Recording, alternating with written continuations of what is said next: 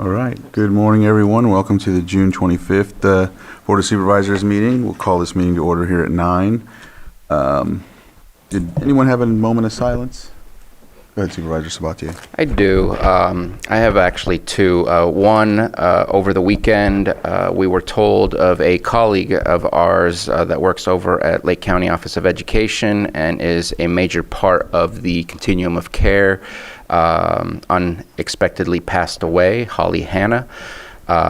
She was an amazing human being who cared a lot about her community, the youth that she served, and was a huge asset to the continuum of care.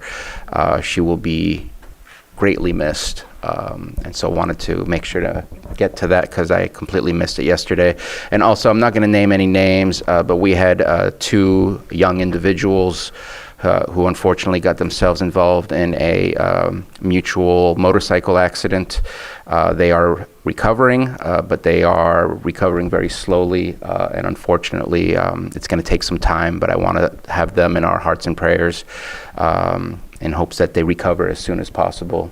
These are very young adults who have a long life ahead of them, and wish them the best in their recovery.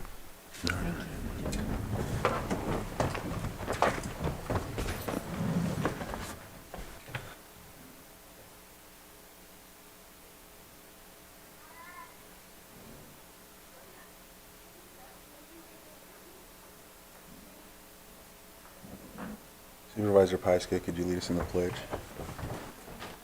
To the flag of the United States of America and to the republic for which it stands, one nation, under God, indivisible, with liberty and justice for all. All right. All right, so we'll move on to our extra item, 4.3. We have to accept it we have to accept it first, Lloyd, as well. So we'll go ahead and entertain a motion to accept this extra item, including public input. We got to do public input, Lloyd. Yes, thank you, Mr. Chair. So for the first motion, your board may want to consider any explanation or introduction from Agricultural Commissioner Vanderbilt to demonstrate that that board has an immediate need to take this action, which came to the attention of the county after the agenda was posted. All right, Catherine. Hi. Good morning, Catherine Vanderbilt, Agricultural Commissioner. I appreciate your time in considering this morning, as well as the help of admin office yesterday. It was just brought to my attention yesterday that the California Department of Food and Ag notified me if they do not receive a signed approved agreement, which extends our current noxious weed agreement by Monday, June 30th, then the agreement will be terminated and we will forfeit approximately $55,000.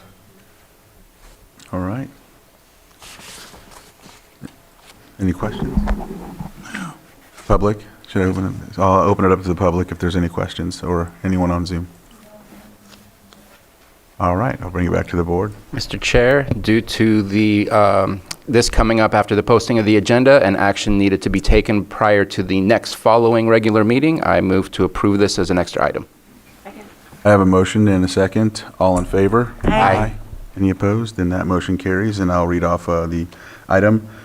Consideration of resolution approving amended agreement 23-0287-000SA with the California Department of Food and Agriculture to extend the expiration date from June 30th, 2025 to December 31st, 2027, and increase the agreement by $55,190.30 for a new total of $97,611.30 for reimbursement of noxious weed program.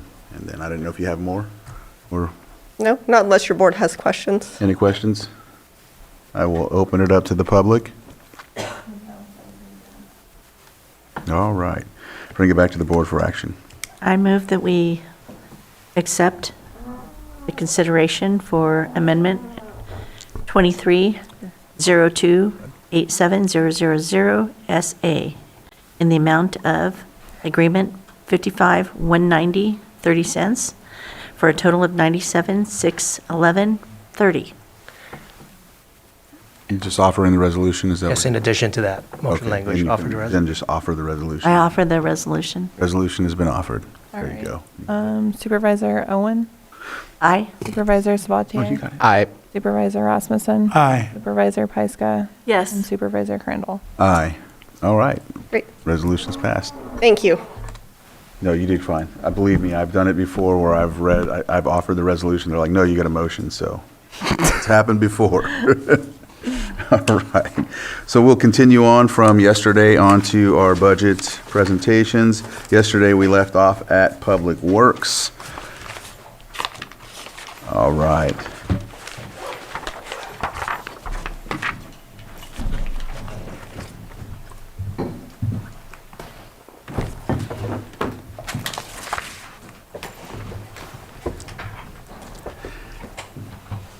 All right, welcome to the show.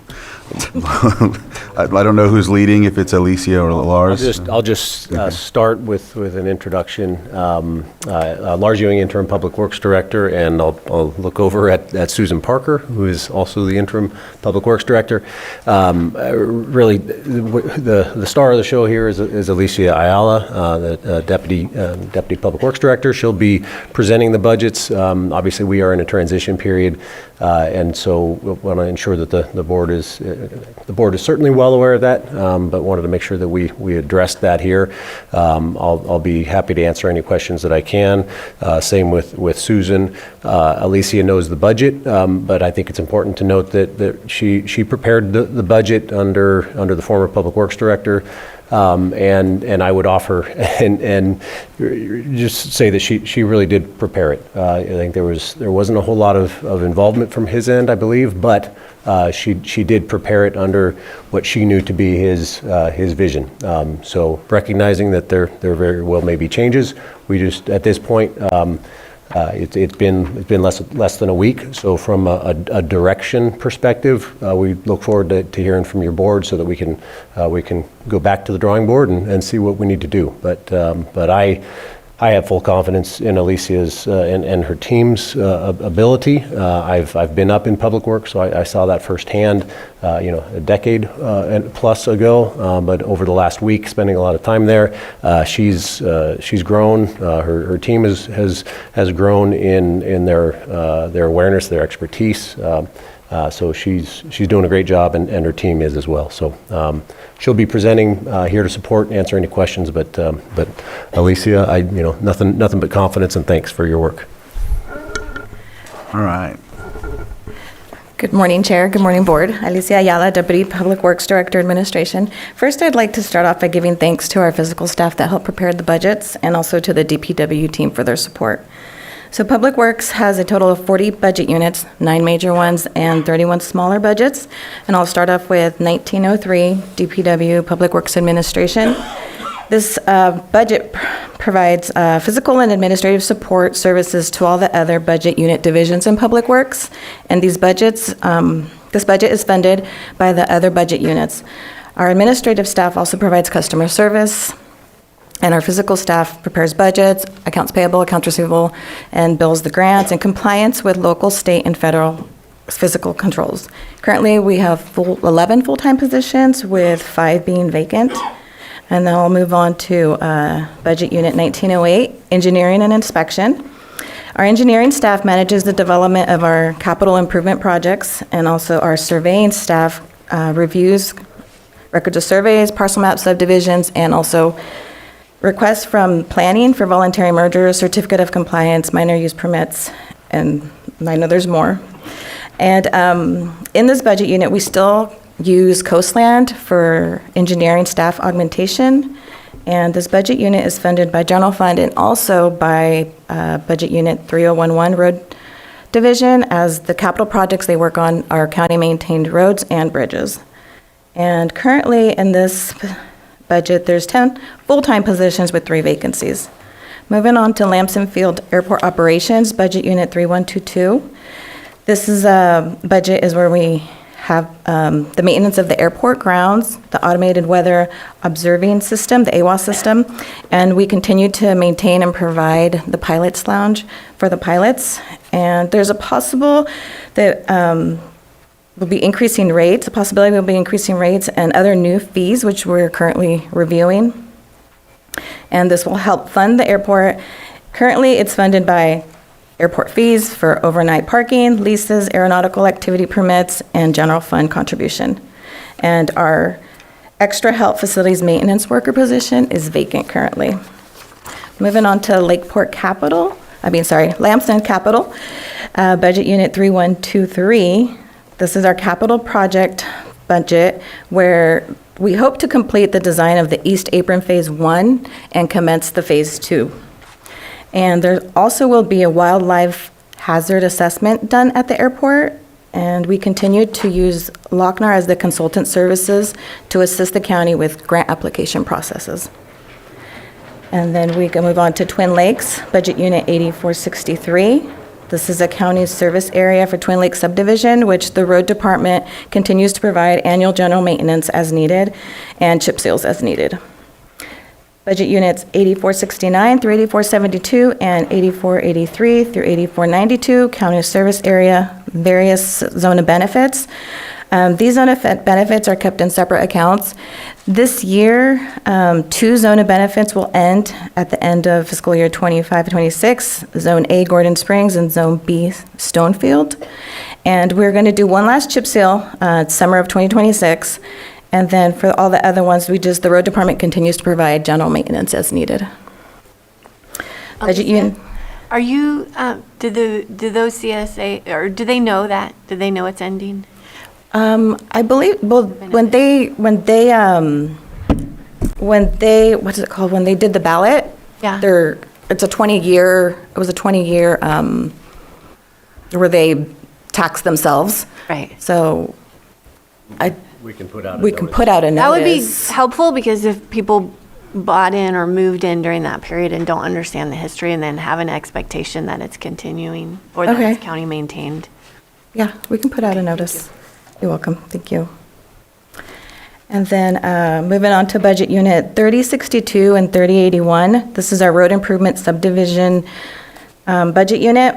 It was created to track subdivision commercial developments that are road improvements as a condition of the approval, and the funding is kept individually, and currently all the funding is kept in reserves. Budget Unit 9905, ISF Central Garage. This is the Central Garage operation is responsible for providing safe and economical automotive and truck transportation for most of the county departments. Currently, we have 148 pool fleet vehicles, with 9 vehicles are scheduled to be replaced, and we plan to add 1 new plug-in hybrid electric vehicle. Budget Unit 9907, ISF Heavy Equipment Rental Operations. This division is responsible for performing scheduled services, maintenance, and repairs to approximately 114 pieces of equipment that is used by the road division. And the road division is charged an hourly rate on equipment used, which recovers operational maintenance cost as well as the component for replacement costs. Which moves us on to Budget Unit 9908 and 9909, which is the restricted replacement budget. And this year, we are replacing a total of 5 pieces of equipment. And then Budget Unit 9911, Fleet Maintenance. This is the budget where our personnel division is housed. Currently, we have 6 positions, and 1 position is vacant. And the revenue generated through the sale of labor services to the other budget units, that is the funding source. And Road Division, Budget Unit 3011. The Road Maintenance Division is responsible for protecting and maintaining 613 miles of county public road, which 125 miles of unpaved dirt roads and 125 bridges and thousands of culverts. The road crew will be starting and completing a countywide chip seal program that will result in approximately 37 miles of pavement preservation. And then our capital projects we are focusing on our Kelseyville sidewalks, the completion of Cobb Area Road rehabilitation, and just pushing forward with South Main Street, Soda Bay Road rehabilitation, as they have some hard deadlines on funding. And then we have a total of 15 different bridge projects that are in different stages with CEQA, NEPA, environmental, preliminary engineering, right-of-way, and construction phase. And these are all funded by the HBB program, Highway Bridge Program.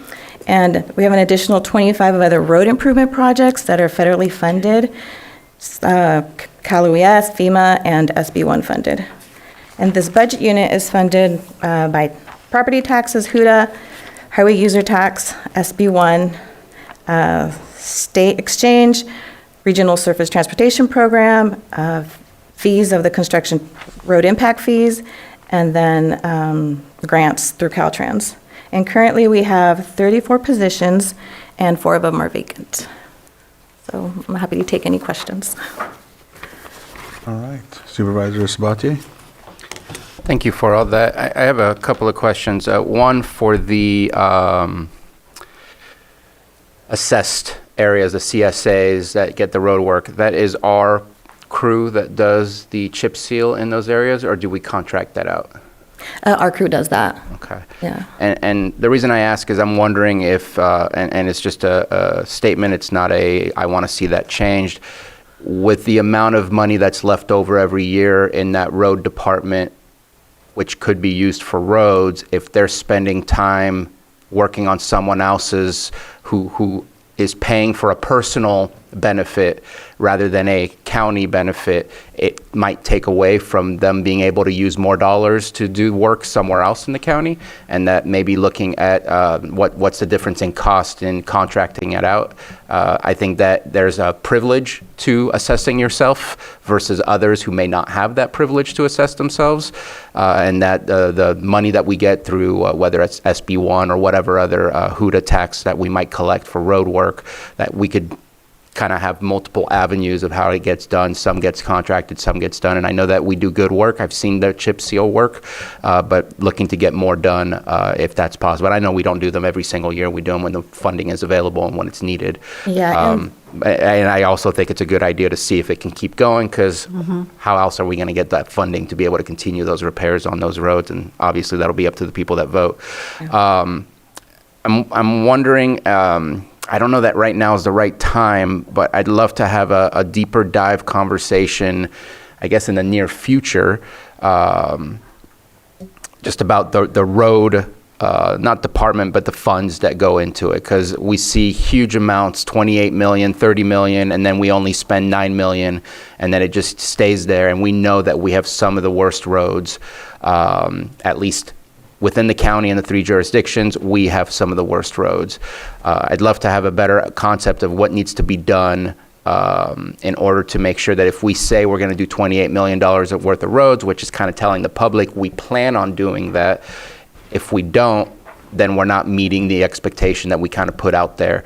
I want to try to meet that expectation, and how do we do that? And so again, it's not for today, it's not for now, because I don't want to see that money taken away. If not, I would love to see the reserves being put into it so we can do more roads, but it's about getting them engineered, it's about getting them ready, and it's about getting them contracted out. But I'd love to have in the future, within the next 3 months, a deeper dive conversation to make sure that we have a good plan in place and being able to fulfill what the public is expecting us to fulfill. So I'm absolutely happy to do that, whether that's with the current interim directorship or future. But I think it's important to note that most of the projects on the capital asset list, for example, those are non-discretionary. Those are specific. The funding is coming down the pipeline for that specific bridge or that specific project. So some of it is discretionary, where yes, we can choose where we're spending the money. But you see a large dollar amount, certainly, in 30-40 million. The bulk of that is for the bridge projects where the federal government and the state have created a specific program that we tapped into and began tapping into it decades ago. So in as much as, goodness, 40 million, why can't we maintain our roads? That's a short answer to say a good portion of it is it's something we can't just pull that, half of that and put it over onto chip seals. It's specific. So certainly your board is aware of that, but I think it's helpful for the general public to be aware. But look forward to the deeper dive. Supervisor Pyska? Yeah, and we are in transition, so we have a lot of grace for that right now. But I think what would be really helpful is to let the public and the board know what's scheduled for this summer and what those budget amounts for those projects are anticipated to be. And I think that will just help answer a lot of questions because we are in construction season and it's something that we do ask for every year. So I think that level of transparency is something that it's desperately needed on an annual basis. Yeah. I'll offer that that's very easy for this summer. Great. It's already in the works. Some of the projects are already under construction. So some people are experiencing that with traffic control, so that's already there. But certainly something going out for this summer and the next summer or next year and beyond. That's a different story to try to get the game plan together. Yeah, and just to follow up one other thing, sorry, Vice Chair. There are public safety concerns as we're in fire season of when road construction is happening. And I did get contacted by one of the fire chiefs, and I think I passed it along to you, but a lot has happened in the last week. Just so the public is aware, if there's going to be closures during the day when work is happening, if there's a need to evacuate, I think it's really important that all the public services understand where those potential closures could be so that they can let their staff know, work around, find different sources for water, so that everyone's on the same page and we don't have any dangerous situations. Vice Chair. Yeah, just a couple of comments. I appreciate the notation on the hard deadlines on South Main. I am concerned about that because of those deadlines, so just wanted to note that. Microphone. Sorry. There you go.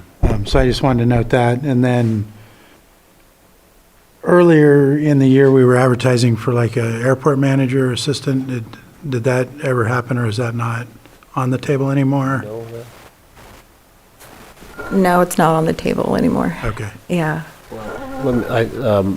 Just from recollection from the outside in, I believe the airport manager and airport/right-of-way manager was reclassified as a capital project manager. I may be incorrect, so I know there were some transitions there. So to say yes, that position is no longer on the books. The requirement to do the work is still there. There is.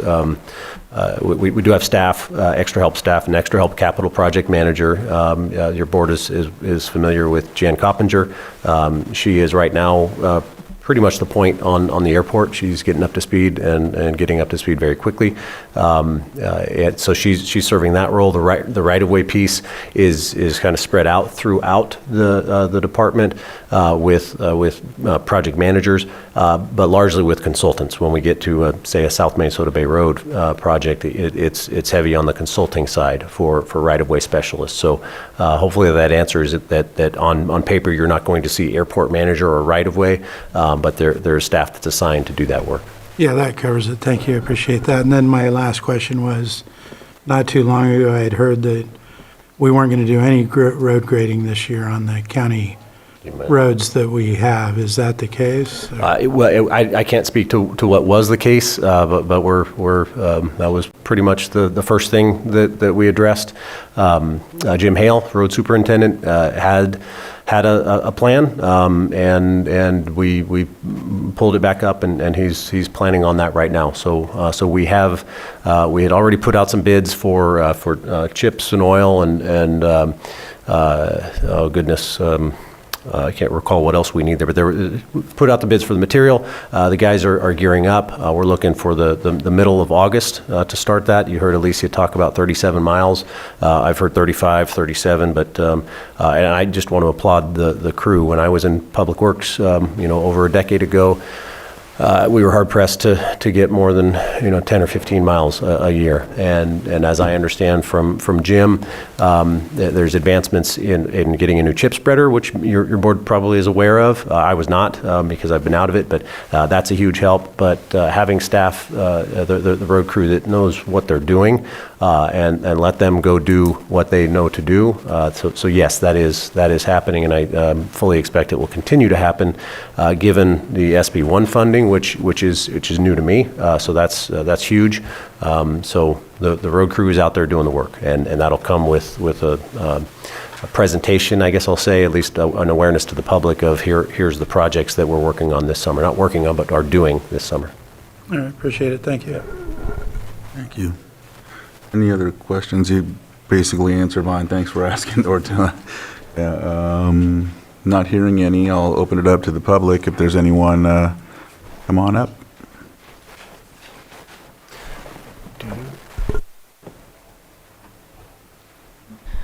Elizabeth Larson, Lake County News. So on your capital asset list, I do see 4.6 million for the Lakeside Slide Hill Road. That is the Lakeside Heights slide repair, correct? It's got a yes next to it. Is that scheduled to take place this year? So the short answer is at this point, I don't know. I haven't done a deep dive into all of them. The yes means authorization to spend the money as of July 1, rather than waiting for the final budget in September. So that's what the yes means. The appropriations that are there, at this point, I'm not able to answer it. Alicia, if you are, you're welcome to, but I'm not going to hold you to that. So I have not had a one-on-one with the project manager for that project yet, but that's coming later today. Also, there is a project in Lucerne, and I don't see it on here. It's a road project on Foothill where people are falling through the road. Is that going to be repaired at any point? I'm not familiar. Perhaps we can talk. I'll Is that the talk to you. bridge? Thank you. That's the bridge? I remember at the town hall, most recently, that bridge it was on one of the lists. I don't know if it was on a list for, to be done or if it was on the list to be planned for, but I know Okay. that they were looking into that. It was brought up. I think I can get you that. I know, I'll have to go back to that meeting and. I'll check with staff. I don't see it on the bridge list either, so, okay, thank you. It very well could be that it's what's called a short span bridge. It wouldn't be on here for capital, but. It would be a short span, because I think it's like 15 feet long. Okay. Reason I remember is because Jim Robbins was really interested in that, and he didn't seem upset at that meeting, so. Yeah. All right. Any other public questions? No one on Zoom?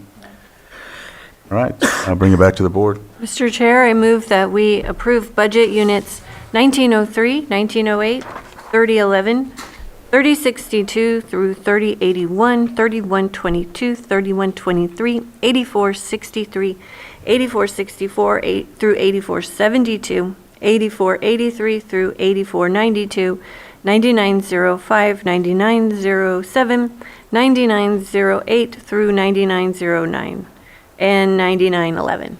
Second. I have a motion and a second. All in favor? Aye. Any opposed? Motion carries 5-0. Thank you very much, Lars and Thank you, Alicia. Thank you. Thank you. All right.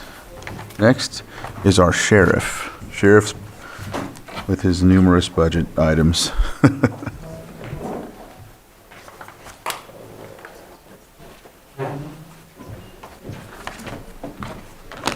do a break after this one. It's going to be long. I don't know, you wasn't too long last year.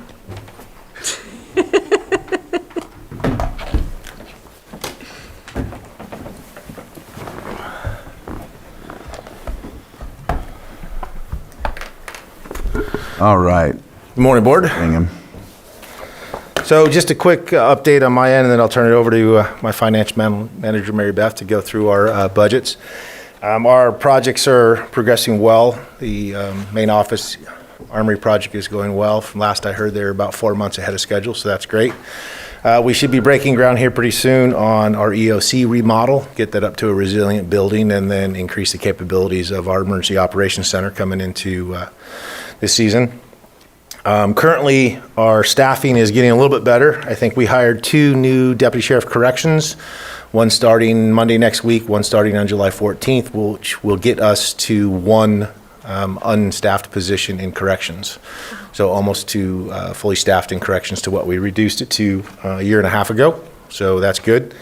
Deputy side, we are, I believe, currently we did give up the 1 position for the pay raises, which I think it's a tough balance working with the CAO's office, but retention is important, keeping what we currently have, and then knowing that we had those vacant positions. I think it was the right choice moving forward, and then we'll definitely come back to the board once we get to a position that's a little bit better with staffing. We currently have 2 that are going to the Siskiyou Academy starting on June 30th, and we have 5 in backgrounds for deputy sheriffs right now. 4 of them out of the Stockton Academy, and I believe 1 lateral that's looking at coming to the sheriff's office. So things are starting, that pendulum is starting to swing a little bit better for law enforcement, and we're starting to see That is some incredible. progress. Yes. Great job, both of you. So, and we've started a new recruitment program within the sheriff's office, which is really helping. We have the run recruitment sergeant, but we've designated 3 deputies that are younger in generation. So it's not somebody who's been in law enforcement for 20 years that's in their late 30s, early 40s going out and trying to recruit young men and women in their 20s. We have some of our newer deputies that have 2 to 3 years on that we're sending to academies now and to do that recruitment for us, and so they can give that honest opinion of the culture of the sheriff's office and what life is like in Lake County, and I think that's benefiting us greatly in that. What's your vacancy? Currently, we have 4 vacancies in the deputy sheriff ranks. 1 will be in corrections at our current staffing numbers. So 3 vacancies in the sheriff's department itself without the, Well, currently in the sworn side between deputy sheriff corrections and deputy sheriff on the operations side, we have 5 vacancies. Civilian professional staff, sorry, I don't like to call them civilian staff, professional staff. I believe we have, correct me if I'm wrong, Mary Beth, I think 3 vacancies. We just hired 3 into our finance division, which is great. We have an administrative staff position, and in dispatch, we have 2 dispatchers and 1 supervisor position that are currently vacant, and we're opening a recruitment this month for those to hopefully fill those. That dispatch position is a very difficult position to hire for, requires a lot of technical data entry skills, and so it's a hard one to get people qualified for. So. I'm just looking for South County representation. Well, and I'm, with all of that said, I'm going to give my next caveat. And again, those numbers are for bare bones minimum staffing in the sheriff's office. That is to do the bare minimum that is required of the sheriff's office. It is not the, I don't want to call them luxury positions, but those extra positions, the beat-oriented deputies, the school resource officers, increasing the size of the copter unit, increasing my detectives bureau. Currently I have 4 detectives and 1 sergeant. 15 years ago, we had 6 detectives and a sergeant in there. So those numbers that I'm giving, 29 deputies on the operations side, 35 on the correction side, that is the bare number of sworn staff to do the job. And so if my goal, hope in the next 4 to hopefully, 8 years of my position as a sheriff is to increase that staffing so that we can get to those beat-oriented deputies, to the school resource officers, to having that increased proactive enforcement copter team that is not just a North Shore team, it is a county-wide team that can be directed to resolve those problems county-wide in all of the communities. When we're having in the North Shore, South Shore, we're having that rash of burglaries, I can take that team and I can put them in that area and say, hey, the next 2 weeks you guys are working in this area, resolve this community problem, and then move them around as needed. That's the long-term goals that I have for the department, along with a few other things. But again, the numbers that we're striving for right now are bare bones, minimum, basic, do the job. So with that said, unless you have any questions for me, I'm going to turn it over to Mary Beth, my finance manager, to go over the budgets.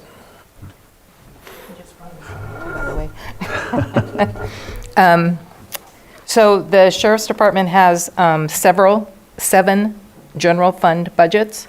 I won't go over each one individually unless you need to know the numbers. If you have questions, you can ask and he'll respond, I'm sure. We also have 12 special funded budgets. We have 2 budgets that we're not running right now. They are grant-related budgets, and currently we don't have grants. So 2 of our budgets are at 0. And then budget 1785, which is the construction budget, we've turned over to both public services and county admin. So if there's questions on that, that has to do with the armory, the OES culvert, the jail generator, and there was one other thing I don't recall. But if you'd like, I can go over each budget individually, or if you have questions specified, however you guys want to do it. All right, just continue.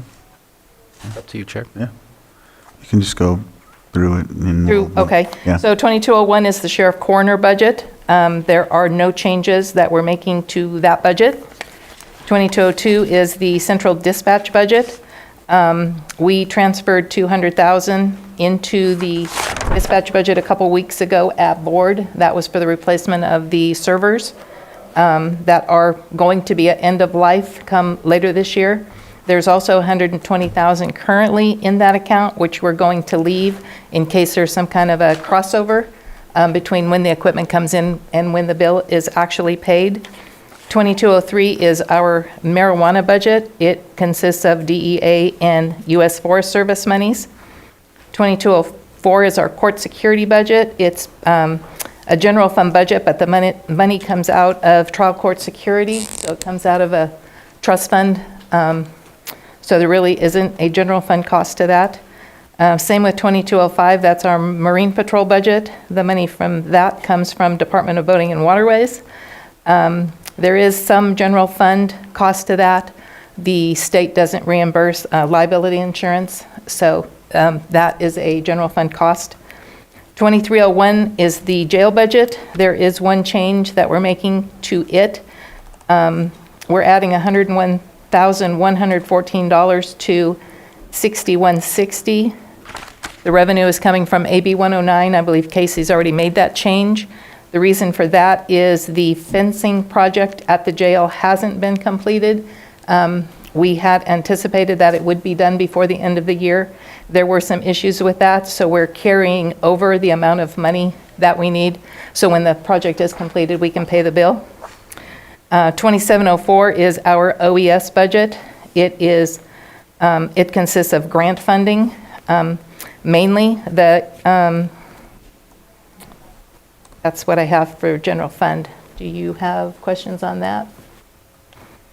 Nope. Supervisor Sabatier? Bruno's going to have a question. Luke? I just, and I apologize, I hope I don't, stop me if I'm going into a budget unit that you have not yet talked about, but I just had some questions about certain things. On budget unit 2202, the dispatch, on the revenue 6660, I'm just kind of curious what that is, charge for services, because we adopted 0 last year, and just why 0, why come back, like what is exactly the service that is charged? So 6660, excuse me, should have revenue from last year.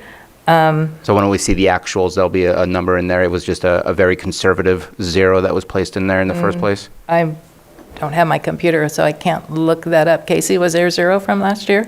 That includes LPD dispatch services, the repeaters that the fire districts and Caltrans and Fish and Game, that goes into that account, as well as Upper Lake rents a space in the Hunter repeater.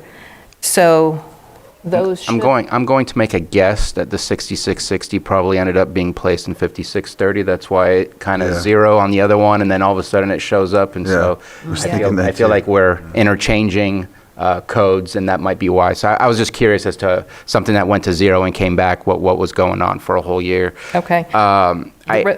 The revenue in that stays pretty consistent. There is a CPI increase each year in most of those. And that makes perfect sense now that I kind of see the two different items. I don't want to necessarily state that there needs to be a change, but I am concerned about the low projection for the salaries. I know that we want to keep the dispatchers and the officers out in the field. That's not always what happens. And knowing that the actuals from 23-24, when we did have a lot of officers going into, or deputies going into dispatch, that it was a 687,000, and here it's 661. And so I don't know if maybe it comes from a different bucket that pays for the deputies to be in dispatch, or if dispatch pays for those that are now working in the dispatch. I'm nervous just because I know that there's a lot of movement and flexibility to make sure, because you can't have deputies out there if you don't have dispatch, and so dispatch always has to at least remain to a certain fill rate in order to make sure that deputies out there know what's going on, receive communication, and so on. So I was just a little nervous by seeing it being dropped to 661, especially with the raises that were just approved recently. Want to keep going here. So can I address that? Please. So the actuals for this, we have not had any deputies in dispatch this fiscal year unless they're working on overtime. This budget currently is in balance with all of the dispatch positions funded, with the exception of some salary savings. We took out 126,627 in salary savings, which is like equivalent to one dispatcher position. We've got 3 vacancies, so we felt that that was sufficient for that. So the salaries that were just approved, of course, aren't included in these projections. So we may have to address that either at finals or at mid-year, which is our intention. Yeah. And again, my goal is just to state my concern, because dispatch is absolutely necessary, and just looked a little low, but I appreciate the comments. I wanted to go to the 2206, which is the rural and small counties. I know that part of that was supposed to be used for the upgrade of the, or I guess the upgrade of the armory. I'm not seeing capital improvements coming. Was that a one-time pull, or is it a continuous pull? Because I'm not seeing anything in 6274, which would be capital improvements. I believe the CAO's office can correct me if I'm wrong, that was originally set aside for that prior to the bond being received or considered for the project. That's what that money was set aside for, and now that we have the bond, it's not, I don't believe that we're intending to use it for that. We're going to use it for rural sheriffs, as is stated in AB 443 for frontline law enforcement. At this point, we've already designated a little over $1 million for our body-worn camera upgrade program, which we desperately need. I'm losing body cameras about 1 a week right now, and we just got that contract approved. We should have our new body cameras hopefully by the end of this month and out on the street, and then also putting body cameras into the correctional facility and going to a cloud-based system, which is going to be a lot better for discovery for the DA's office and then just management for us alone. So we're carving out some of that money for that, and then we have other projects that we're looking at for frontline law enforcement purposes to improve some of the technologies and services that we're providing to the community. Okay. I guess I still was in the mindset that that was going to be used for that, and didn't catch up to the part where we exchanged that for the bond. My other one is, I don't know what to do again for this, but I know that I'm seeing a continuous in our Marine Patrol. Unfortunately, just had 3 drownings recently, and I know that 2 of them are not necessarily in Clear Lake, so it's not like you can have a Marine Patrol in Hidden Valley or over at Highland Springs. But just, I have concerns that we are staying stagnant and yet still experience some of those issues. I know we also have issues of people that are speeding by very close to the shore, and there's just not a lot of enforcement out there outside of very high tourist times of Memorial Day, 4th of July. You guys are out there in masses. You must get a lot of extra help that comes out during those times. But just at one point in time, I would love to see that budget increase a little bit, just because the concerns for the amount of area to patrol and the amount of patrol that's out there just makes you guys almost invisible. Yeah, I agree with you 100% on that. Unfortunately, those are some of the hard decisions that I have to make with the staffing that I have. I would like to have a more robust Marine Patrol program, absolutely. Unfortunately, we relied heavily on 900-hour employees. We had, I think, 5 or 6 900-hour employees that were covering a lot of that time for us during this season, and I think 5 of them retired last year. So I lost quite a bit of my 900-hour boat patrol deputies out of the position, so it kind of left us in a position that I had to make the decision of, do I staff patrol or do I put another deputy into Marine Patrol? And it came down to responding to calls for service, so I left the sergeant in there. I believe we have 2 900 hours now. We had one that stayed. We were able to hire a second 900-hour employee for Marine Patrol, and I believe I have a third one that retired that I'm going to be able to convince to come back and be a 900-hour Marine Patrol during the boating season. So we're slowly working on trying to get at least part-time annuitants into those positions to help with some of that activity and that presence out on the lakes. Funding works for Marine Patrol is the Department of Boating and Waterways gives us $315,312 each year.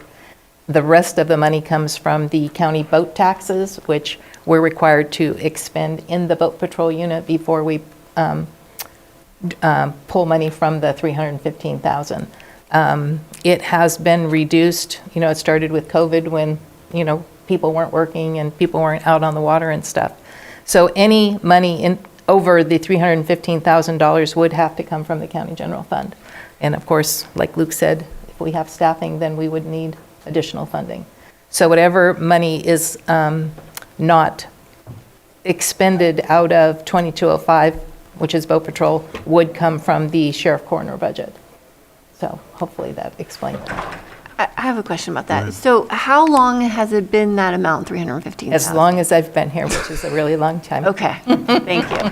Which does not help when everything else becomes more expensive.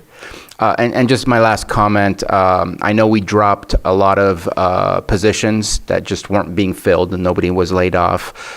It almost appears like you're full at your jail facility. I just want to kind of mimic the same comment that you made. Just because it looks full doesn't mean that it's getting all of the features and services that you would expect, because I think we went from like 70 to 50 something, 56 in total positions. So it looks good on paper, but it's not necessarily simple as far as the workload based on each individual there.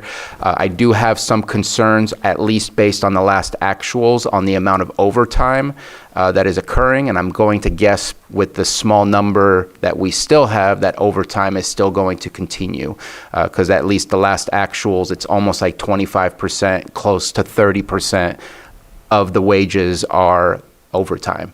And so I'm going to ask you offline to get a little bit further information about overtime, just because I know it's unfortunately a norm for law enforcement, but at the same time, at one point, I feel like there might be a better way to take a look at how we can attract more people into those positions without having to pay the time and a half, even though it's kind of nice to get the time and a half too. I worry about the stressful work that is required of the folks who are hired to do that work.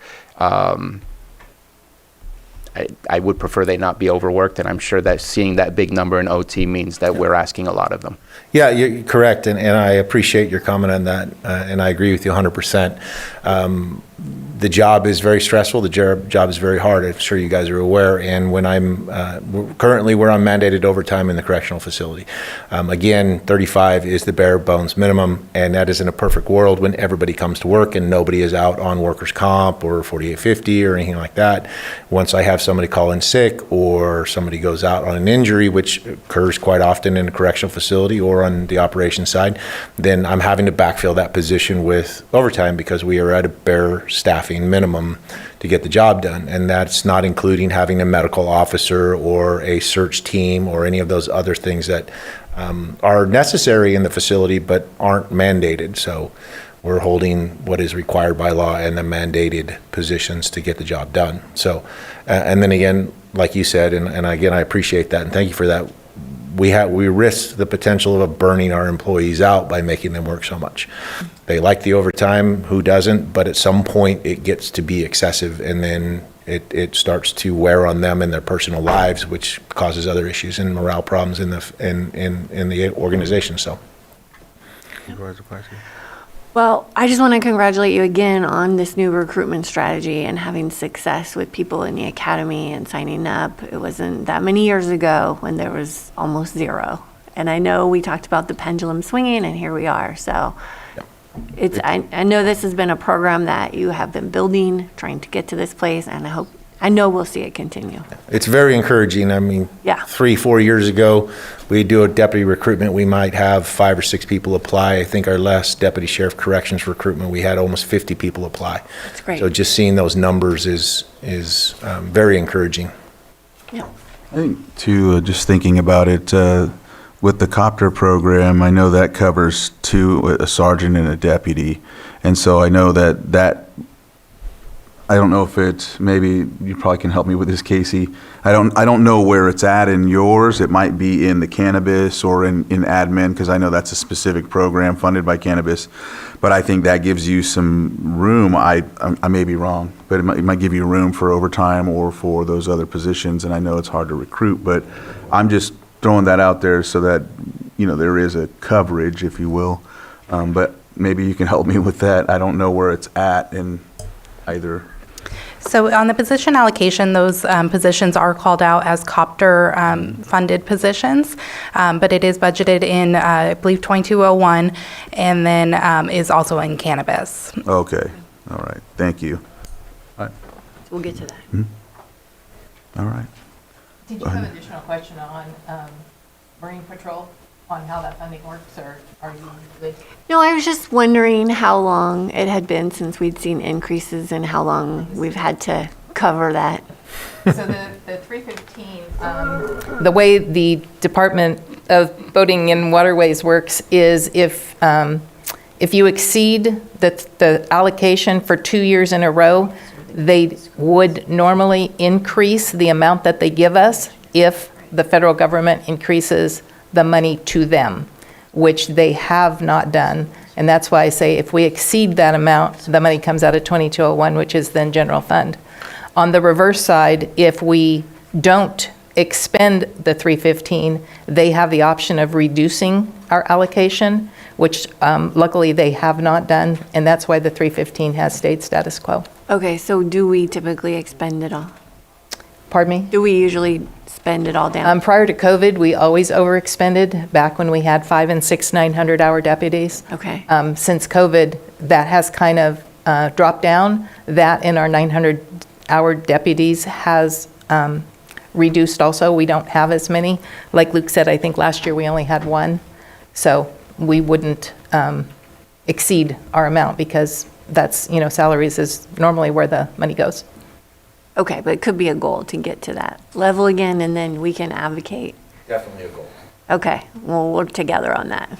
And it with the increase in salaries, you're going to get there quicker because $315,000 doesn't pay for a whole lot, when you're adding salaries and benefits. So, Okay, yeah. thank you. Supervisor Owen? Yeah, I know I'd spoke with you, Mr. Bingham, in the past about possibly the resource officers offering some basic law enforcement classes in the schools for recruitment. And that sounds like something that you're still possibly interested in doing, and that could maybe be done by a 900-hour officer in that area. Is that something that is still on the agenda, or that you might be interested in or looking into, to be able to boost the kids that are going to school here and graduating here, kind of some homegrown officers to bring in for recruitment? Yes. Again, that would be incumbent upon the schools to want to have that program within their schools, but I'd be happy to do that. Again, it'd be finding the right fit too. I have to get the right deputy who has that mentoring mindset to want to do that, which I think I have several of those within the agency that would be willing to do that.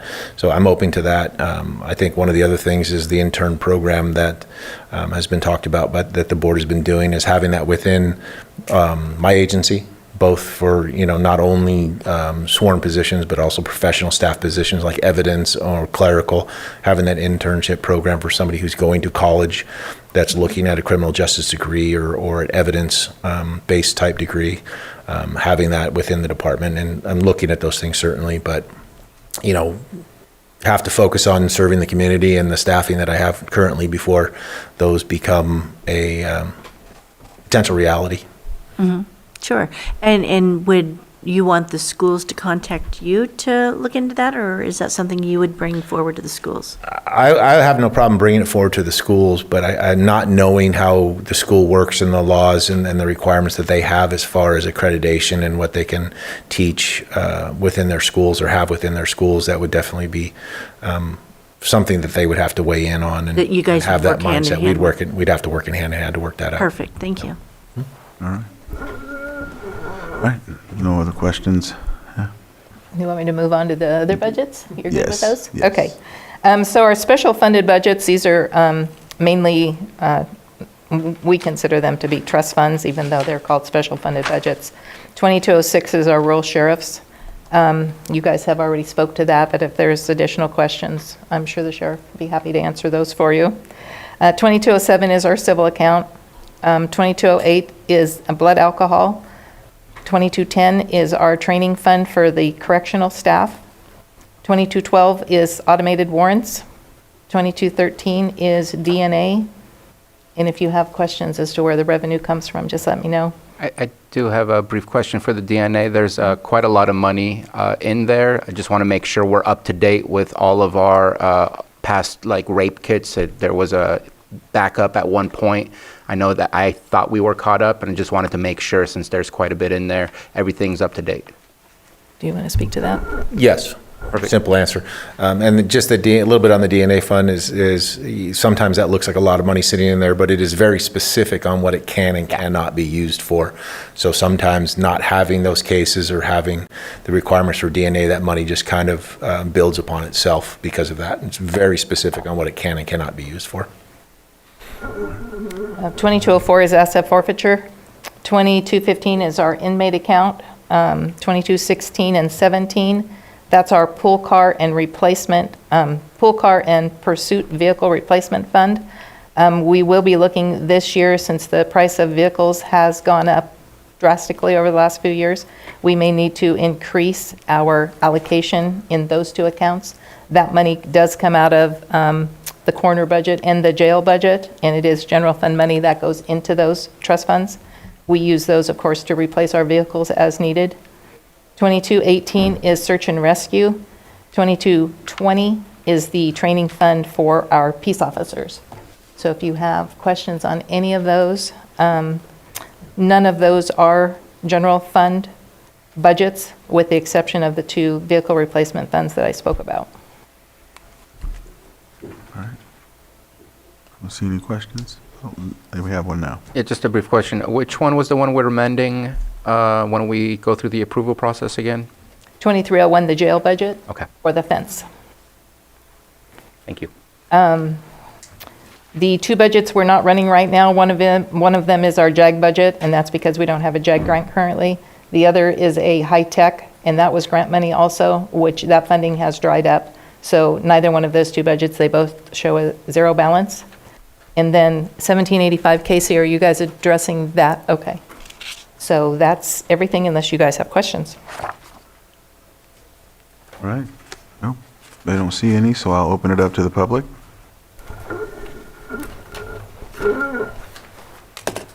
Lars Ewing, Public Services Director. I just thought it would be helpful to talk about some of the capital projects. I won't go into much detail, but I'll touch on the armory. That's the elephant in the room, certainly, from a funding perspective. As Sheriff Bingham indicated, it is progressing. Kudos to the contractor and the construction management team and the Public Services Capital Project Management team. They're doing an outstanding job, I would suggest. And I would encourage your board, if you haven't seen it lately, coordinate with Sheriff Bingham on that. We are on about 17-18% complete, depending upon if you're looking at cost or time. We are ahead of schedule slightly. Your board may recall that you delegated change order authority to me, under the caveat that I come back quarterly to update that. We are at the quarterly point now, so July 8th, I'll be having an agenda item to summarize that. There are a couple of change orders still within that that, nothing significant from a dollar perspective. We are at about 6% of the current cost that the project has expended. We have about 6% worth of that on change orders. We're well within our contingency amount, so the project is progressing very well. A couple of things to note on that: the project does not include FF&E, furnishings, fixtures, and equipment. That is in the works. You'll see a contract here soon toward that end, as well as solar. Solar was not included in the contract bid for a couple of reasons. One, in the interest of time, it was not quite complete, and second, in the interest of cost, making sure that we knew what bids would come in and would we include it. We are including it in the I'll call it the back area. It won't be funding 100% of the electrical there, but given new advancements, it's a very energy efficient building, so that's not it's not going to be as big of a solar project as you might have expected. So I think that's really what I wanted to highlight on that project. Happy to answer any other questions, and a few others that really nothing, to me, nothing that I would need to bring up here on any of the other projects, but happy to answer any capital project questions. But I'm sure Sheriff Bingham can answer them as well as far as the status of those projects. So thank you. Okay. Great. Don't see anything. All right. Elizabeth Larson, Lake County News. So 3 question areas. The first one is federal funding. Because of the changes at the federal level, is there any federal funding streams that maybe are in danger for your department? So that's the first question. Second question on cannabis. There's been some concern, at least in some parts of the country, that of the regrowth of the black market. I'm curious, you don't have a huge cannabis budget, so I'm just curious if that is proving to be a reality in Lake County. And the last one is cold cases.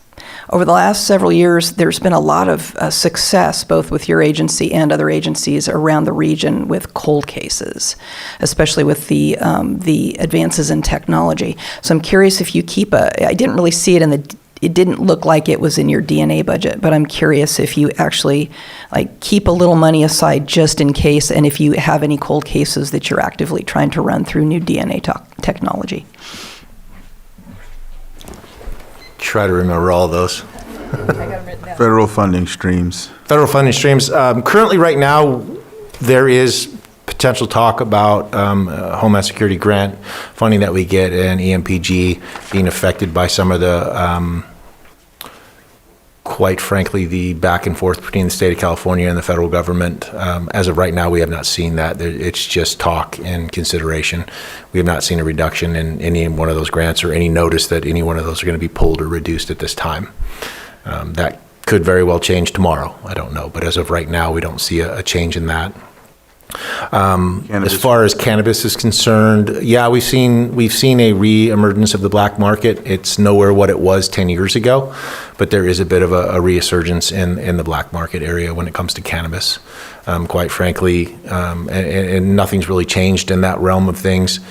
You can sell marijuana in the state of California for a certain price because it is recreationally legal, and you can take that same product and move it 2 or 3 states over where it's a little more restrictive, and you can sell it for double what you're getting in California. So those that are the bad actors are certainly knowledgeable about that and kind of work that angle a little bit, both on growing legally and getting it out of the state to make that little extra profit. So we do see a little bit of that with some of our licensed growers, not hugely.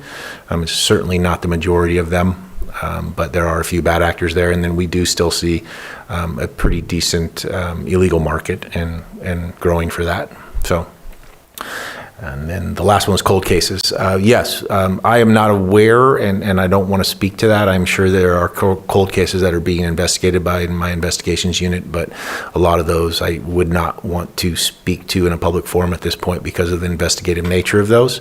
But we do consider those, and we do hold money aside for those, and then we do have, like I said, the DNA fund that is available for that if it needs that type of research and or work with, as Elizabeth brought up, non-governmental agencies that do that genealogy research for DNA, we do consider those, and we have, I believe we work with those once or twice in the past on some of our investigations to help us with that. Right. Any other questions on Zoom, maybe? No. All right, I'll bring it back to the board. Did you have some? Yeah. No, I'm so sorry. Just making sure. If there's no further, Mr. Chair, I'll make a motion to approve budget units 1785, 2201, 2202, 2203, 2204, 2205, 2206, 2207, 2208, 2210, 2212, 2213, 2214, 2215, 2216, 2217, 2218, 2220, 2301 with the, noting the amendment for the 100, I don't know, was the exact amount 100,000? 114. Casey has the answer. So increasing, 114. yes, capital asset 6160, 101,114, and increasing the revenue of 5402 by the same amount. Okay, make that motion. And what's that? Oh, do we need to do the amendment for 2202 for the fence? That was dispatch. That We was- need an amendment on the dispatch one, too? That was the jail. That was it? That was both of them? Oh, okay. So amended on those two, and then I believe the last one is 2704. Second. So I have a motion and a second. All in favor? Aye. Any opposed? Motion carries 5-0. Thank you very much. Yes, what is that? Included 1785. Did you want that one approved at this time? Yeah, 1785 will be presented with admin budgets. Okay. All right. Well, thank you very much. Thank you. Yeah, we'll be doing that probably, yeah. But we're going to take a break first, Do so. we need to redo that? Because we just approved 1785 without presentation. Yeah, it was in the motion and the second, so does that need to be Yeah, what do we do? amended, Lloyd, or? Is 1785, will that be also presented at a later point in time? Yes. Yeah. So your board may rescind a prior motion, that's one option for your board, and then approve it excluding 1785, because it will be presented at a later point in time. So that is one option for your board. So the first step would be motion to rescind Okay. the most recent action, Can I just rescind it just for that piece, or? because it Or was taken as read a the whole whole and thing. have to be Yeah. rescinded as a whole, and then a new motion would be presented afterwards. So moved. Motion to Second. rescind, and I have a second. All in favor? Aye. Any opposed? Motion carries 5-0. All right. So I'll restate the motion.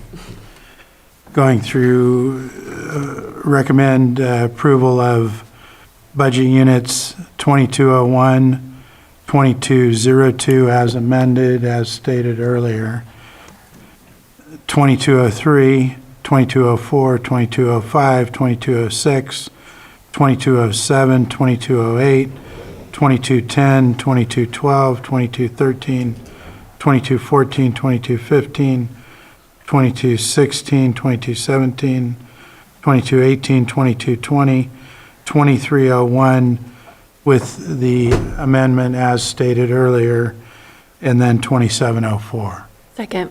All right, I have a motion and a second. All in favor? Aye. Any opposed? Motion carries 5-0. All right, there you have it. Thank you. All right, we will take a break and come back in 10 minutes.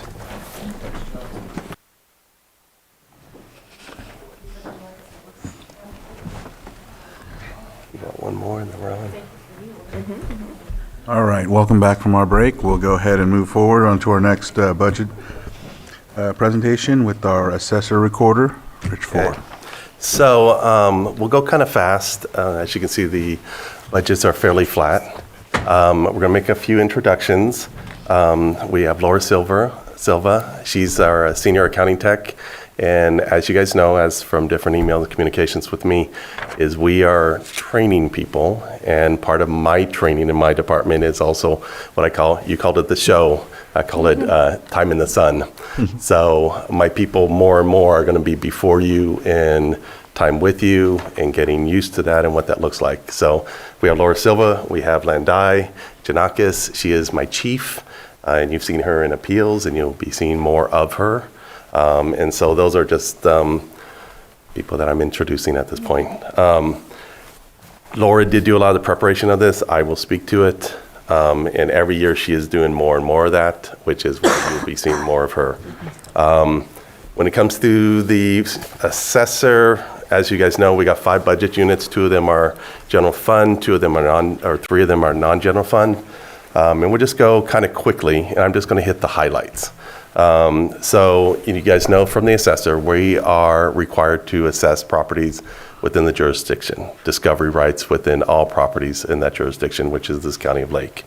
And so you can see by our budget objectives, we want to, and we've been talking about this for a while, get the use codes reduced. We have approximately, the way they're set up now, when I first took office, they're set up with about 1,600 different combinations. We want to get them down to about 30.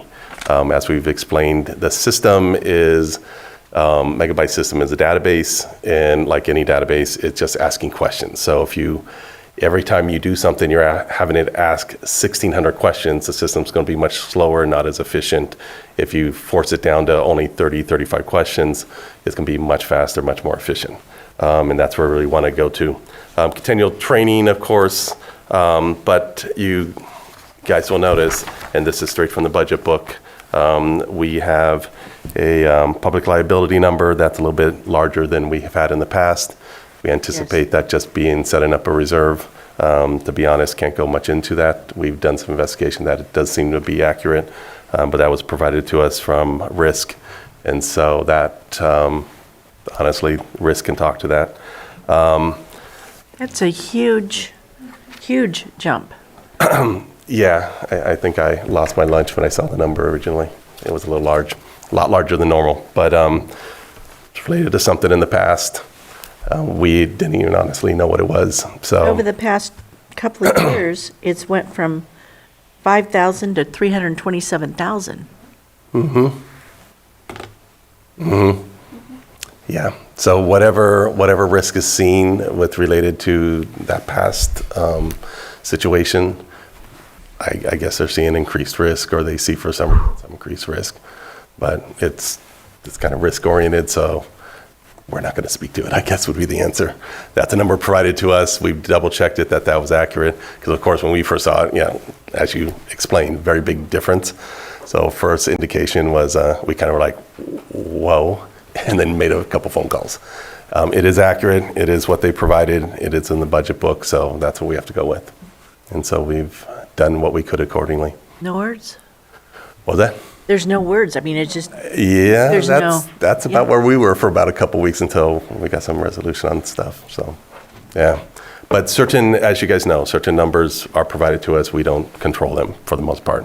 Of course, you control them in how you operate, but that's stuff from the past. There's just a big why. Why? Yep, that would be the answer. The other one on 1123 to probably call out is professional services. Goes up by about 25,000. Just you guys have noted on different things we're working on, different projects in the past, as we called out the use codes. Going from the 1,600 and the combination change, we are not positive we won't need to get the vendor involved and have to pay some additional fees for that. So that's pretty much what that's calling out. We don't anticipate that, but the honest answer is you got to make sure you got some money for that. So that's 1123. 2707, so I'm just going to keep going unless you guys raise your hand. 2707, you guys know it's the recorders, and we're responsible for recording series of many documents and making them public, basically indexing, verifying. You can see on our projects that we've had in the past to get e-recording done, that goes live Tuesday, the 1st. That's a 6-year project. Shouldn't be a 6-year project in private industry. As a controller, that probably would have taken me max a year and a half, but a series of a lot of different variations. But we go live, and we are very happy about that. It's been a lot of work on our side. Then our second budget objective, so that will be honestly done before we actually hit the fiscal year, right at the fiscal year on the 1st. Then credit card processing, like we've talked about, we feel the way we look at it is all our customers need to be felt, basically treated universally in the same. And so e-recording benefits title companies, which is about 40-ish% of our business. And then you have the public. The public needs to have the same access to pay electronically as the title companies do. So e-recording through ACHs in the process has that ability starting the 1st. We are working at the same time, at the same kind of pace to get electronic payment for the public in, or essentially paying by credit card, debit cards. We anticipate that somewhere in the fall. The reason there's a difference is because I don't care how good your implementation on a project is, you can only process so much volume to see if you got issues. So we've always felt, and I've gone through a lot of implementations, you always feel that when you do the implementation, you allow a certain amount live volume to go through and get enough volume through to see if you really have any issues. If you don't have any issues, then you can proceed on to the next project. So we anticipate about 2 months of that extra volume going through. We will then, ideally, if everything goes on track, we will somewhere in the fall be doing credit cards and debit cards at our counter. And so that's our 2 projects. And so pretty much if everything goes well by fall, we will have them done and be moving on to further projects. In continuing training retention, as you can see also by our budget, it's relatively flat. The only thing that is probably gone up some is the recording fees. And the recording fees, I have personally put together all the numbers in a presentation for the Recording Association. And there is a bill, AB 1430, that has already passed the Assembly to fix that. Recording fees have not changed, and I think it's, I want to say off the top of my head, I think it's now 14 years. And there was no CPI attached to it. So it's the way the recording fees lock in is they set up a range, but then there's a cap, there's a max with no CPI attached to it. And so we have put a presentation together. The Recording Association has accepted it and moved on and added different things to it. And so that is going forward. That's why the revenue is a little bit higher.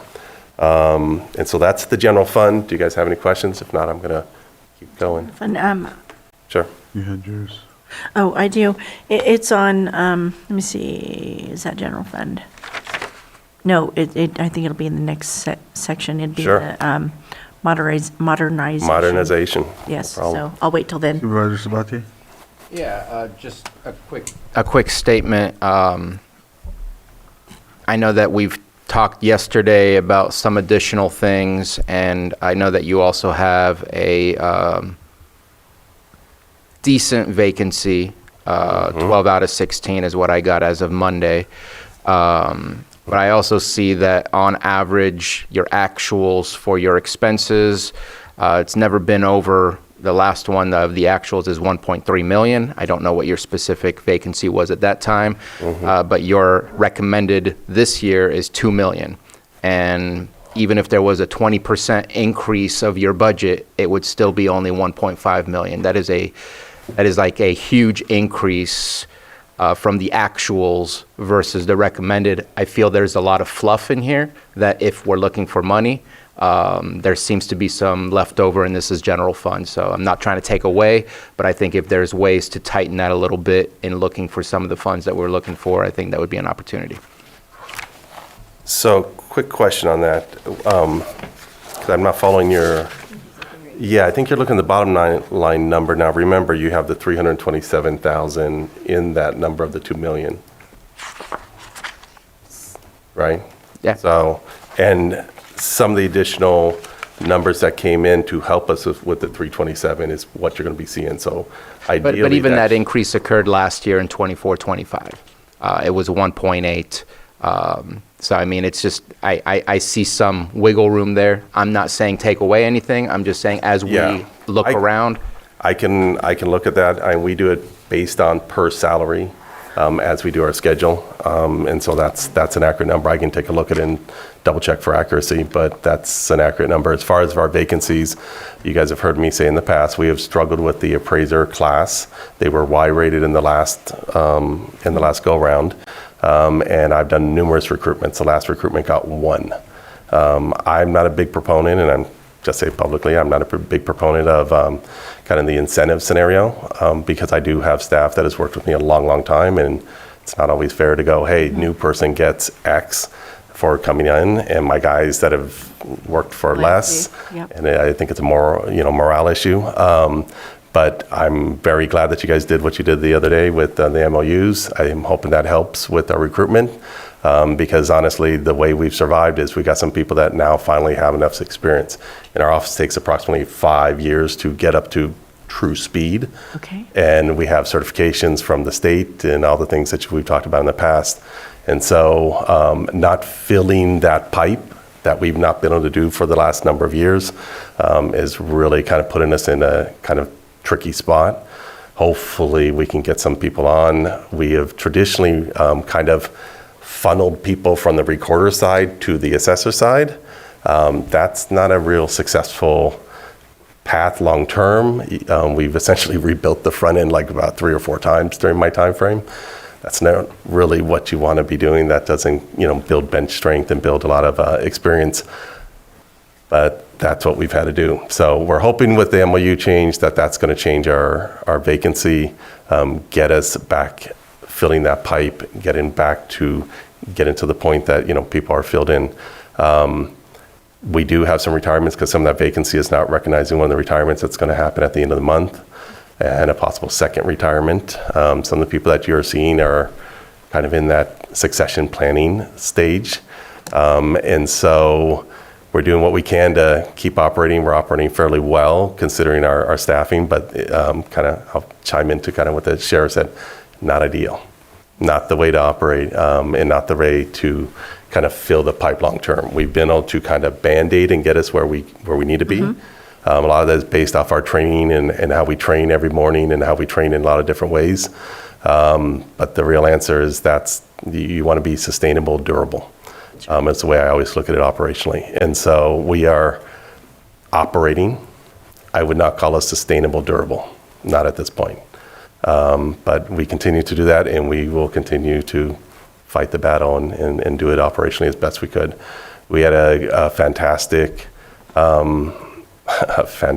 close yesterday for tax roll. We're still doing certain tests that we always do, but it was probably one of the best ones we've had so far during my time. And I know there's always questions about like Prop 8s and permits there, because I'm seeing Jessica's, it's already coming up. So we've taken permits for about 4,500. Right now at this point, we've got about 2,700 at that point. And of that which you only have about 1,200 width structures. So that's a difference. As far as, actually, I flipped the number. That's the Prop 8 number. And just to give for clarification, for anybody new, when I first started, that was 10,800. And so as we've talked about in the past, there is a permanent Prop 8 kind of number to be at, and that's getting very, very close to what I feel the permanent Prop 8 number is. What I mean by that is sometimes people will buy properties, let's say from out of town, and maybe this is a historical before my time. Somehow they got valued in a way that was too high and is historically too high, and they have to go on a Prop 8. We evaluate Prop 8s every year, or should be. If we evaluate them and can never get them back up to market, they will stay on Prop 8 permanently, basically. So that's that description. As far as permits, we had 4,500. We were at 2,875. So you can see big movements on both those numbers. We will continue to work on those. But as you called out, Bruno, we have staffing. Our staff is very efficient for the numbers we have. And I have a fantastic staff. And they will continue to get training and try and get better and better and better. And I think per capita across the state, if you divide the amount of volume that we have for the people we have one of the highest volume per capita. So the expectation of my staff is highest across the state. Wow. Yeah. So, and we've still been able to succeed based off of that load. So that's the general answer on that. I will look into the number, Bruno, if you want. But if you want, we can go through the rest of the non-general funds. continue. Well, can I Oh, just- go ahead. Yeah. Well, thank you for already answering my questions. After all these years, I guess you know what to expect. But I just want to say thank you to you and your team, because this is how we raise revenue in our county. And the same thing that I said to the tax collector's office yesterday, thank you. Because we're in a solid place right now financially because of this work that you've been doing to clear out the pipeline, to get caught up on all of these assessments. So Yeah. it shows. It shows. You see our trajectories moving up because of the work that you and your team are doing. So thank you to everyone that's working with you and under you, Rich. I really appreciate it. Thanks. Just to speak to that a second, I know, and you guys all know my financial background, control and all that stuff, is I recall when I first came to the county, all that I heard felt like for years was how bad the budgets were and how tight everything was. And when I took office, and the tax roll was about 6.5 billion, give or take, and we just finished 10 billion now. Most of that operational. And what I mean by that is, it's not the housing prices go up. Houses basically sell about once every 10 years. So the amount of housing going up that's going to affect your tax roll is only about 1/10. So you're not going to see, I don't care if houses go crazy, the tax roll is only going to move up by about 10% every year based on the house prices. All of that is stuff that should have been done a long time ago. And you can see now, and it started happening once the tax roll started kind of going back the way it should have gone. I didn't hear that anymore. So that's kind of good indication. It wasn't just in the county, it was the cities, the schools, so any place I was around, I felt like I heard the same comment. And taxes provides the steadiness for our economy across all those organizations. That is some of the biggest employers across organizations and across the economy. So thank you for the comment. That's leads me into talking about finance, which I like to talk about. So anyway, any questions or should I keep going? Keep going. Go ahead. Okay. So as you guys know, these are non-general fund. And so basically these are special revenue funds, kind of similar to what you've heard before, is they are for a special purpose. The way I describe them is you've called out that you want to build a bridge with that special fund. It can only be built, a bridge can only be built. You can't do anything else with it. You can't move it to general fund. We also, even though we run them, can only spend them on specific things. So you can see kind of like micrographics. This is basically trying to make sure that kind of indexing, verifying, kind of that kind of process is being done, and any different things we need to buy for that, we get done. And that is, as you can see, is relatively flat. And then I'll just move on to modernization. Modernization out of the three is a little bit more broad. The intention is to modernize the recorder's office. Now, and let me clarify, these three are only for the recorder side. So as much as sometimes we would love to spend it on the assessor side and buy more technology or more stuff, we cannot. It has to be on the recorder side. So you can see on that, we have a couple things called out, and both of them are related pretty much to the same. You got 2390 and you've got 2830. Both are related to projects. In this case, we had money left over for doing the Tyler recording system project that we did. We implemented that this summer, went live with that, and we're doing e-recording with that, and we're doing the credit card. So we backed off on the number, especially on 2830, substantially because Tyler is now live. We don't anticipate a whole lot more money outlay on that for anything, but we do anticipate different things for e-recording and different things for credit cards. We did save some money because our project, if you guys have ever done implementations, they usually assign you a number of hours for the project from the project manager side. Our project was so efficient that we were left with hours, and we've used some of the hours to do the processing on the e-recording because it's through the same vendor. And so that helped us on that. So we might not be spending that money, but we have to put it out there and make sure if something comes up that we're not aware of. But we go live, and ideally, knock on wood, if there's any real wood around here, that it goes live and everything's good on Tuesday, and then we'll be working on the extra pieces for the credit card.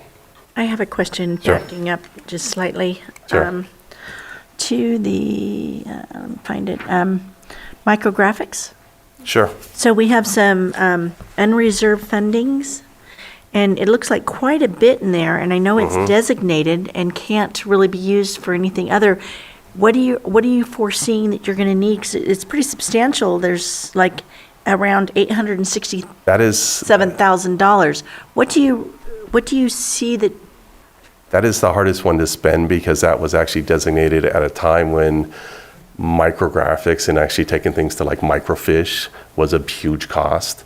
And so that's kind of where the buildup has happened in the past.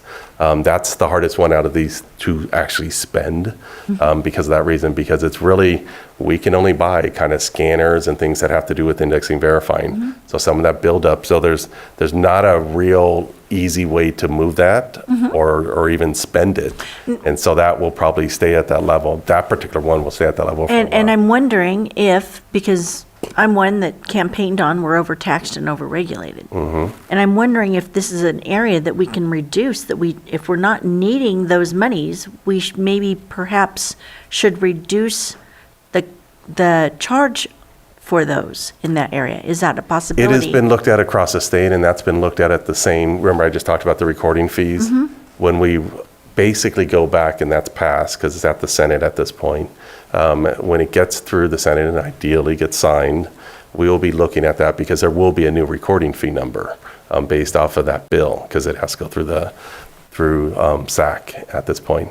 We will be looking at that because it is being looked at across the state for exactly what you're describing. This was established, as well as a lot of these fees. And what it is we have a base recording fee. Our base recording fee is $10, but it's not $10 when it comes to a customer. They have, SB2, they have some other things that are in there, but this is related to a set fee that's designated for this. Sure. The buildup of it has happened over a very long time, and part of that is because the technology has moved away from the intention of it a long time ago. Right. So we will probably be looking at it at that recording fee once that passes to reduce this off. The downside is, while we will reduce the flow into the account balance will still stay because nor can the board do anything about it until we find projects to use it for. And there has been investigation across the state though to kind of figure out is there something to be done. So this is controlled at the state level, so we cannot even no longer charge it. Is that what you're claiming? No, we can, once they're established into kind of the rules, it's kind of up to each recorder to decide which ones they're going to pick. Like there's a DA fraud fee we do not charge for. And part of that is, there's been discussions with the DA in the past of, do they have the team? Can they even use that? If they can't use it, we're not charging it. Yeah, and that's what I'm looking at. And that's kind of the same thing here. Stop charging it. Yeah, and this is a conversation that is going on across the state for everything you just explained. That's exactly why it's being looked at. Thank you. To kind of stop it. So hopefully that helps. Thank you. Yeah. So I just keep going, modernization, and then we've got vital health and statistics. As you guys know, we're not the ones who produce these certificates, but we are the holders of them after they go past the health agencies and come to us. And so this is our small little funds that we keep to make sure we can maintain that. One big win for us I want to make sure we call out is we have been scanning, we're not all the way done, but we have been scanning the vitals, vital records in-house, no additional cost. We are almost done. That's great kudos for my team doing that, which that's going to be a big benefit once that gets done, and it makes it a lot more efficient for when people come to our office. And that's it, unless anybody has any questions. I will open it up to the public. If there's anyone from the public, and I see someone coming up.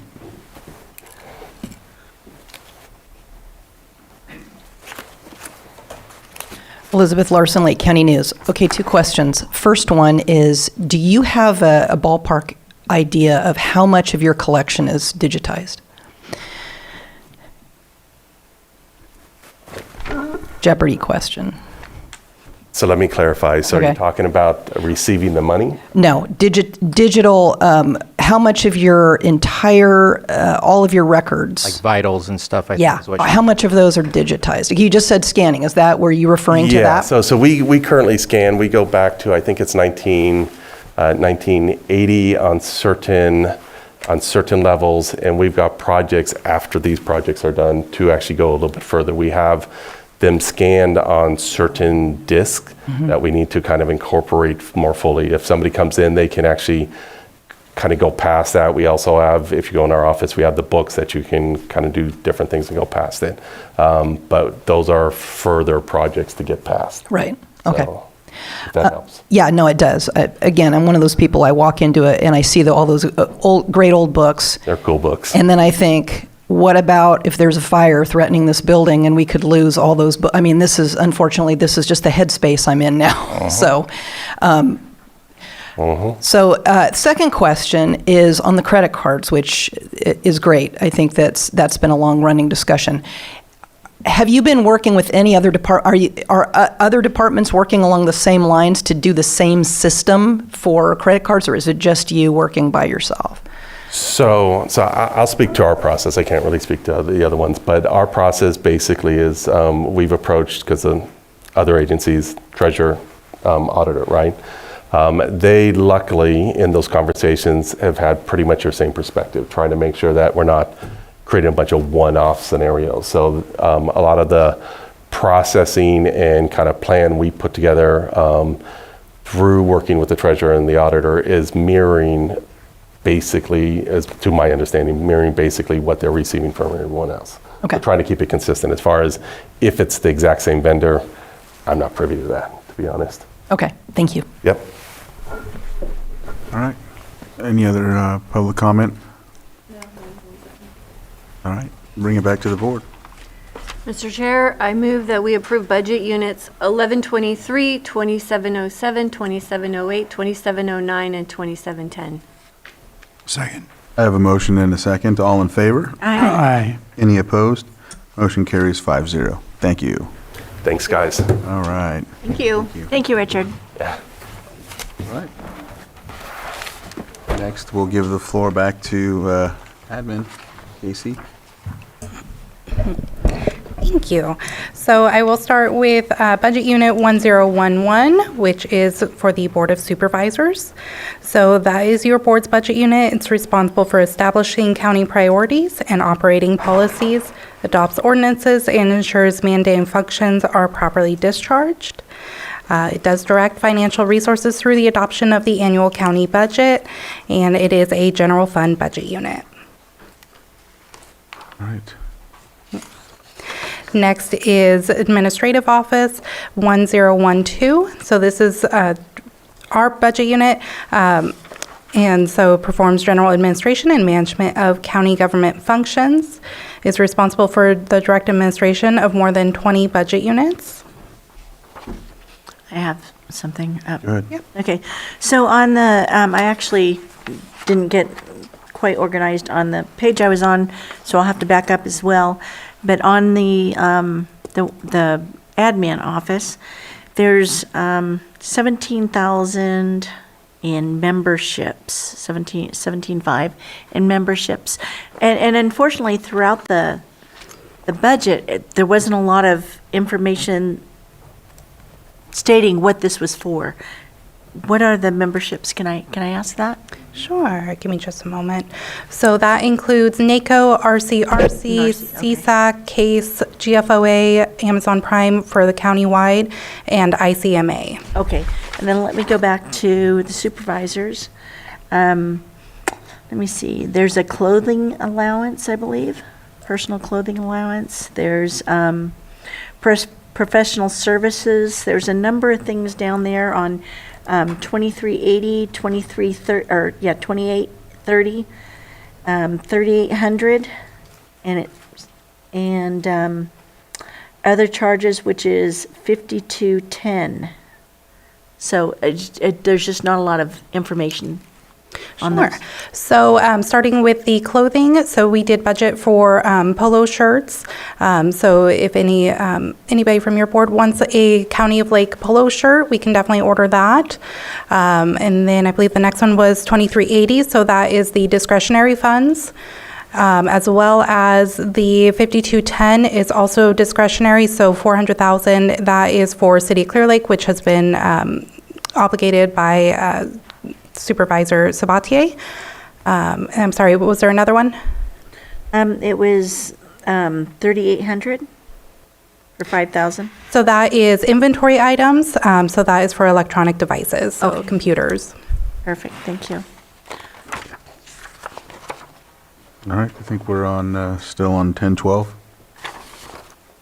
Okay. If I may, Mr. Chair. Yes. Just two things on the, starting at the county admin. I know that we have done some approvals of contracts with like the newsletter and things. Just kind of curious, 2380, if you can provide some details on the 375,000. Sure. So yes, we have. 1012 or Sorry, I'm on 1012. okay, that's fine. Okay. Yes, we have consulting services, lobbyists, and management connections for part-time employees that are not extra help Okay. for scanning. The newsletter stuff that comes out of marketing. Let me take a look. I'm guessing. Is it on supervisor? It's on the admin one.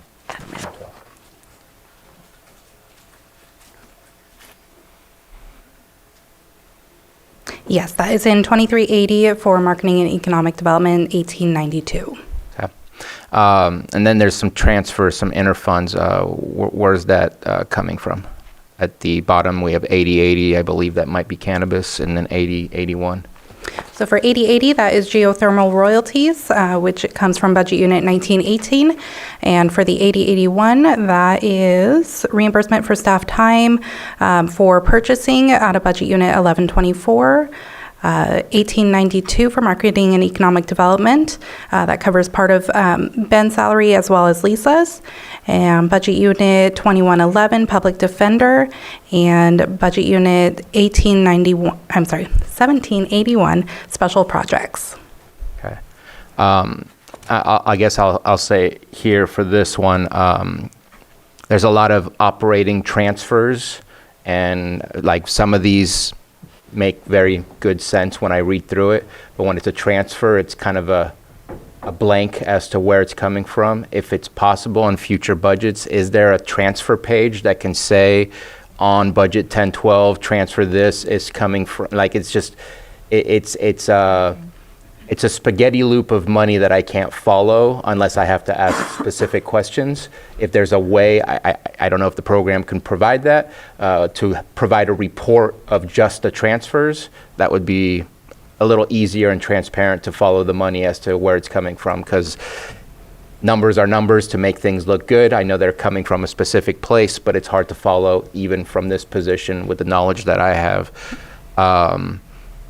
On 1011, I don't know why it has the $400,000, especially since it's for next fiscal year.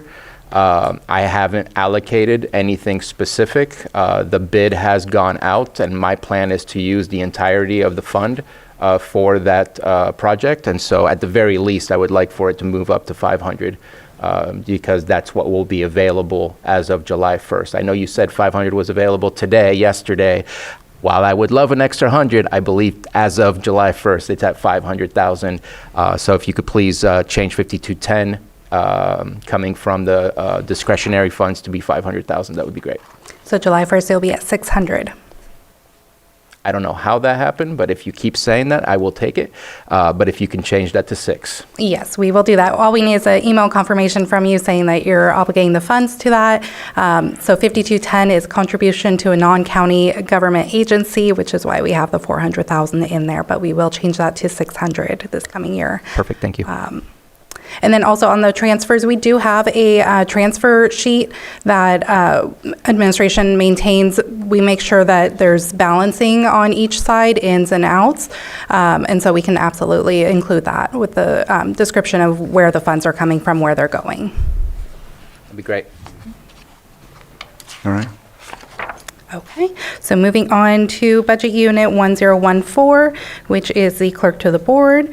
So maintains official records for the Board of Supervisors, prepares board agendas, and takes minutes, maintains the county ordinance code, and publishes legal notices mandated for many types of board hearings. Do you have your pen up?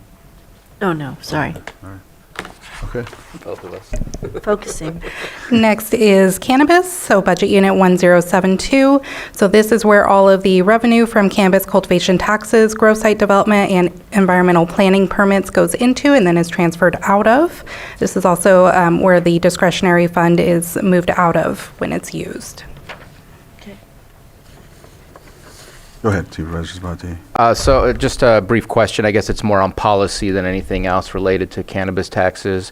I thought in the past years of the budget, there was a description of every payment that was made, especially from our discretionary, because we seem to follow, even though I personally disagree with that, the procurement process, so that if it's less than 100,000, we can just have admin do a check for us and hand it out without a public formality of saying that this is what we're doing.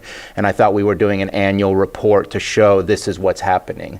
I don't see that anywhere, and I thought I saw that in prior ones, and I think at least having an annual report is the right way. I also believe that there was a process, in my opinion, that is not written in our policy, where there was a exchange of supervisors partway through a fiscal year, and that it was limited to $50,000 for that, which I think is right. But I would like to see us revise that policy, because I think that would be a good thing to place in the policy for future issues, to say that whatever money, because I know there's a discussion for changing of that discretionary fund, but whatever discretionary fund is available, that it should be split for the 6 months that a supervisor is here, and potentially the 6 months to a different supervisor if there's a change of supervisors. I thought it was a good idea, but I don't see it in the policy, and I think we should probably revise the policy in the near future.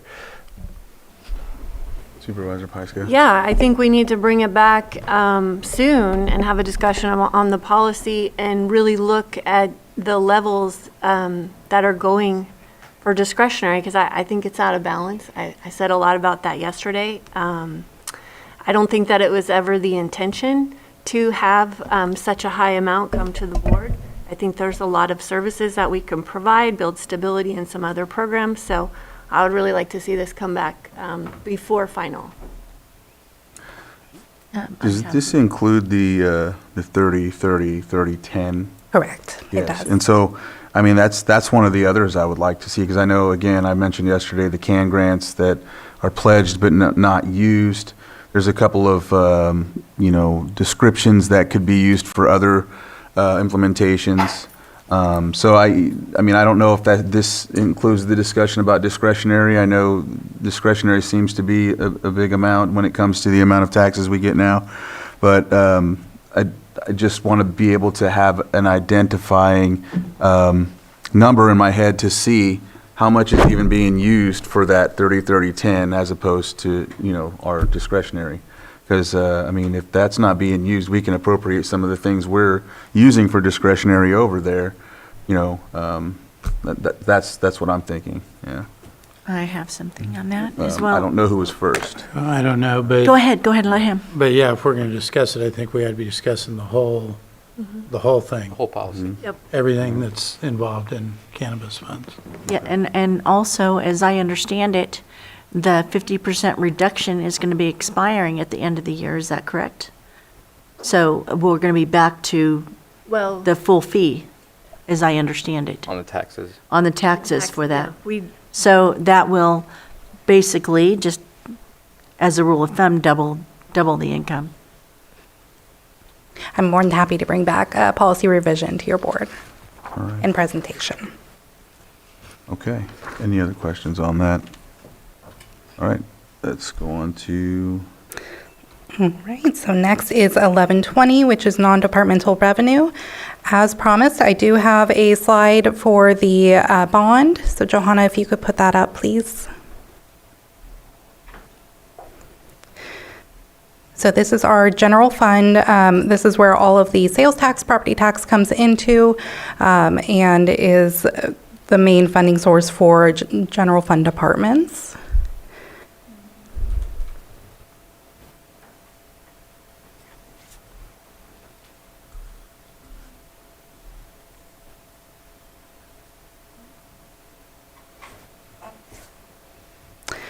So the local revenue bond process, so you're asking why it was not accounted for in the debt servicing funds, and that is because when we receive an invoice to pay on the Armory, we send a copy to U.S. Bank and funds are requested. Then they wire us the funds within a few days.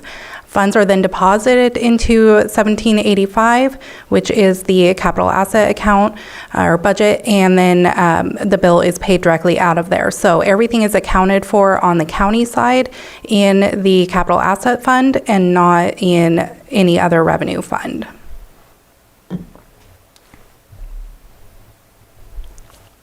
Okay. All right. And then would like to clarify, so part of 1120 has multiple funds, reserves.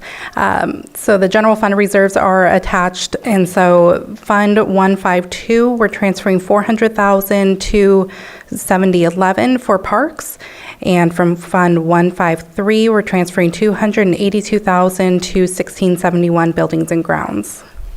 Is that correct? That's from yesterday. Yeah. Okay. Okay. All right. Sorry. Next is Budget Unit 1124, and so that is central services, so processes incoming and outgoing mail. Photocopier pool is maintained through there, and the CalCard Visa program, and also assists with related purchasing. Supervisor Spatier. Thank you. I just had a question about the debt service. There's no dollar amounts that will be shared today, just an explanation of where it is, and that's it. So we just submitted our very first invoice to them, which I believe was about 1.5 million. So that will be coming in and then used to pay that invoice. We make semi-annual payments, so the next payment will be due, I believe, in May of next year, because we don't have a payment due this November. And total in the U.S. Bank currently? Is the full amount of the bond, because we have not taken any money out. So I do not have that exact number in front of me, but I can get that for you. Okay. That's, in my opinion, what's important, because whether it's money in our budget or not, it's money we owe, and it's money we should talk about. Absolutely. All right, so next is Human Resources, Budget Unit 1341. So delivers services which include workforce planning, employee recruitment, benefit administration, and employee performance management, policy development, and training and development. They also just completed the salary survey and have been working very hard with us on negotiations. All right. Next is Budget Unit 1778. So this is for general fund capital projects, and I do have some changes which were just submitted by Public Services. So for the capital projects, they are requesting to reduce the water line for South Main Street and Soda Bay Road by $465,796. Add in to capital asset 6313, Middletown Senior Center Solar at $260,000. Sheriff Admin Roof, decrease it by $40,000. District Attorney Roof, increase by $120,000. Vista Point Roof, increase by $90,000. Law Library Roof, increase by $60,000. Veteran Service Roof, increased by $60,000. Agricultural Center Roof, decreased by $9,204. And sheriff dispatch roof decreased by $75,000. All right, any questions on Supervisor Sabatier? Is that a wash? Yes. So taking money away from a water line road project for all of those roofs, just to kind of summarize? Correct. And then we can replenish the South Main Street and Soda Bay at final when we know what our carryover is. All right. All right. So next is Budget Unit 1781, which is special projects. So fund special projects involving other departments, primarily one-time discretionary revenue. The objective for this budget for this upcoming year is to complete Lucerne Harbor dredging and docking project. Next up is Budget Unit 1785, and so that is the capital asset fund for the sheriff facilities, and so that includes the armory in there. We did already talk about that quite a bit, but if you have any questions, I can answer those.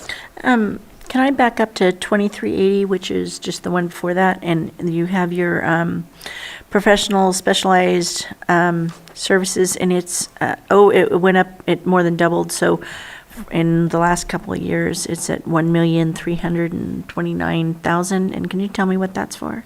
Sure. Line item 2380.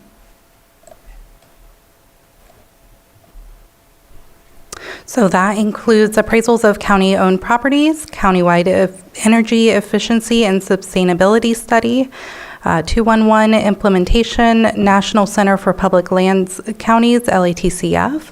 And so that is the 30,000 of that is allocated because that was promised to be paid. And then the SLR DWR grant agreement, attorney fees, in non-reimbursable grant-related services, and APGP grant. Is that on, That's, so which budget unit are you on? That was 1781. yeah. Okay. Yes. I just, I'm glad we went back to it because I just wanted to say that they're at the piers on 6311. Talked about the Lucerne Harbor. They're looking at the piers now is where we're at with it. The other portion's been completed, so I just wanted to mention that. Okay. I don't see anything else. Good.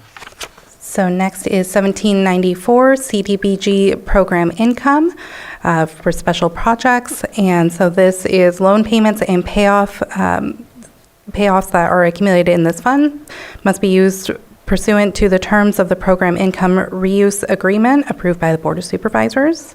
So if it exceeds $35,000 in any fiscal year, it must be used for CDBG projects in Budget Unit 1796 or 1891.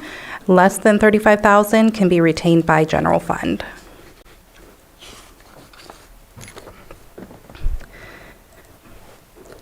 Next is Budget Unit 1796 for the CDBG capital projects.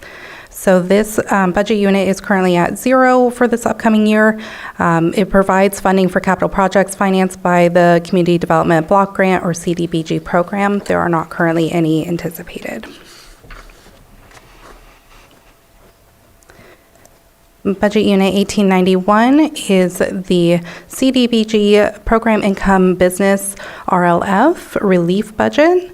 And so that receives grant funding from state CDBG program through the Department of Housing and Community Development. It currently has the Micro Enterprise Technical Assistance Services Program. That's technical assistance and loans? Let me double check. I'm assuming it's the contract we have with Mr. Lucas. Yeah. Mm-hmm.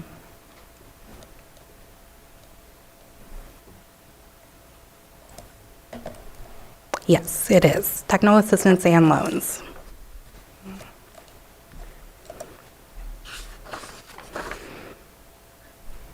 All right, so next is Budget Unit 1892, Marketing and Economic Development. So this budget unit works collaboratively collaboratively to promote the marketing of Lake County as a tourist destination, increase local tourism and commerce, and foster local economic development. And item 2830? 2830 is One Team, One Dream at $50,000. So again, this year I oppose this.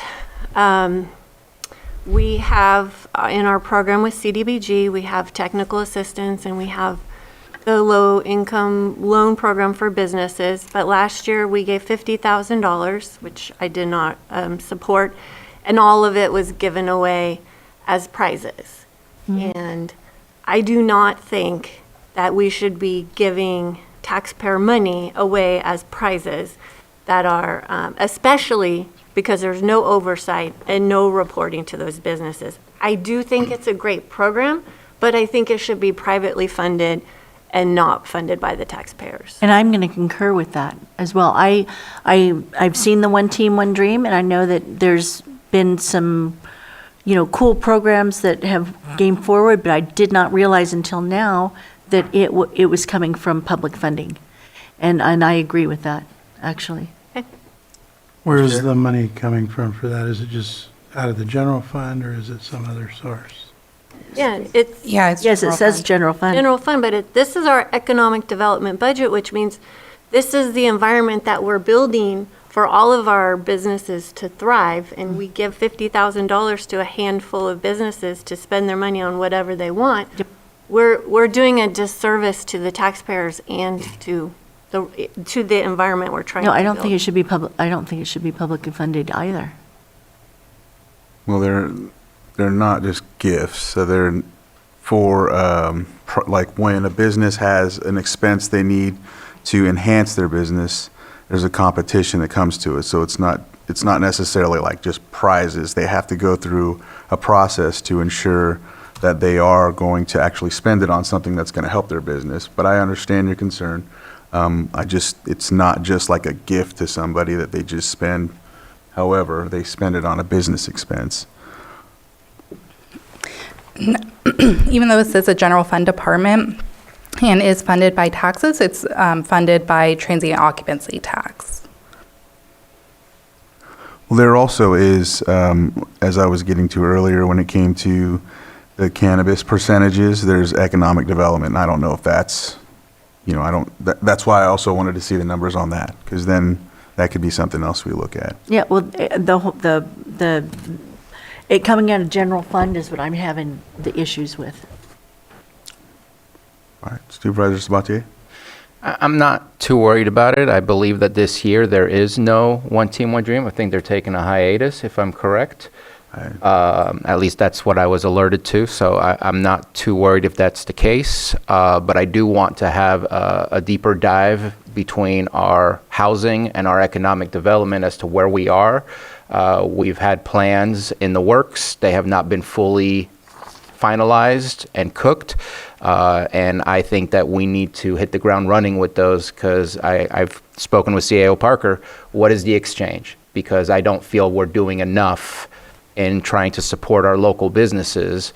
And economic development, in my opinion, is not bringing in outside corporations, because our local, that is a part of it, but our local mom and pop shops, our local economy is the backbone of our economy, and we have to figure out how to support them. And right now there's a lot of struggle out there. So I don't know what the answer is, but I want to see what exchange we do for that rather than just dropping it off, because I think we need to find ways to make sure the platform allows for the success, because there's a lot of struggle out there.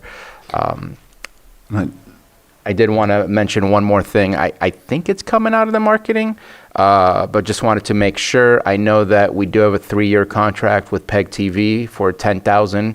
We obviously, you're well aware that it was increased to $17,000 as a whole, and that was with the last edition of the Scotts Valley Community Town Hall, and that was only since March or February, I think, that started, if I remember correctly. And so does it anticipate that level of expenditure within that budget? Give me just a second.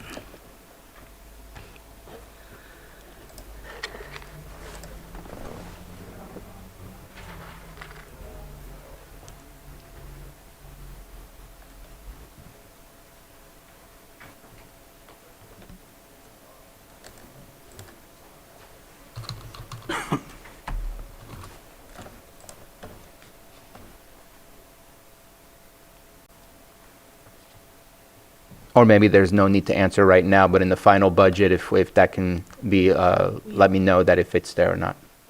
So it is actually budgeted in 1781, and let me find the amount. Oh, There it is. My apologies. So we have 30,000 budgeted for the 1% fee, and then 15,000 for the operations. No, that's the payment for the pass-through and the payment for the agreement that we have within the, not the JPA, but the agreement that we have between the groups. For the contract itself, we have a contract for covering the max.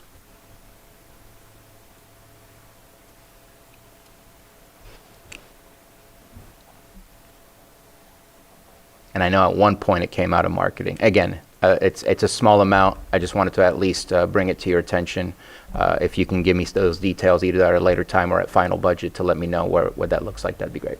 Yeah. Because we do expect that it would cost about 17,000 At minimum, if it's full year round with all seven, yes. for all 7 max. I And would then- say closer to the 20. Yeah. And then Chair, I just wanted to clarify, were you suggesting further discussion about the one dream with the cannabis funds? Is that what you were saying? Well, yeah, that's also why when we were talking earlier about the cannabis, so was it 1072, the 30%, 30%, 30%, 10%, looking at how that's, maybe a breakdown. So things like that can come from those funds rather than general fund, like you're saying, and if it even comes forward. There's also one of the other things I was thinking of. I know that this predates back to 2018 when the TID was started. I know that there used to be a relationship with the county and Chamber of Commerce, and then that ended during that specific situation. I don't know how it worked back then. I think that predates a lot of us. How the Chamber of Commerce used to receive a specific amount from the county. I don't know if it was once or twice a year, but I know that the chamber is struggling, and so I don't know if they need to partner with TID or TID replace them. I just know that if there's a way for us, whether it be in that 30-30, 30-10, or something else, we would be able to help them as they, like Bruno had said, help the businesses thrive as well. I know they use membership fees. I know they do all that as well. But just wanted to discuss that further. I don't know if here's the place or if that's the place later, or go I ahead. do want to add to, do you want to go first? Go ahead. First of all, on the one team, one dream, I think it ought to be taken out of the general and have a further discussion when we discuss the cannabis. Okay. That's my thought right now on that. And then with the chamber, yes, between 2003 and 2014, extending to 2019 on the last MOU with the county was paying between, it started out around 30,000 a year, and it went all the way up to 100 even, I believe, one year. And it was more, usually ran about 50,000, but the contracts on those were to provide for them running the visitor center. Yes. Which is the memberships now, since they lost money in after 2019, when the TOT transferred to the TID, the chamber they can't sustain running that visitor center. So what's at risk is that visitor center may close, because the memberships aren't paying for that. And they really need, another 50,000 a year probably if they were going to run that visitor center. So I think that needs to be a discussion at some point. I don't know if today's the day either, but Right. it is a problem. I think Yeah, you I were think I was. first. Yeah.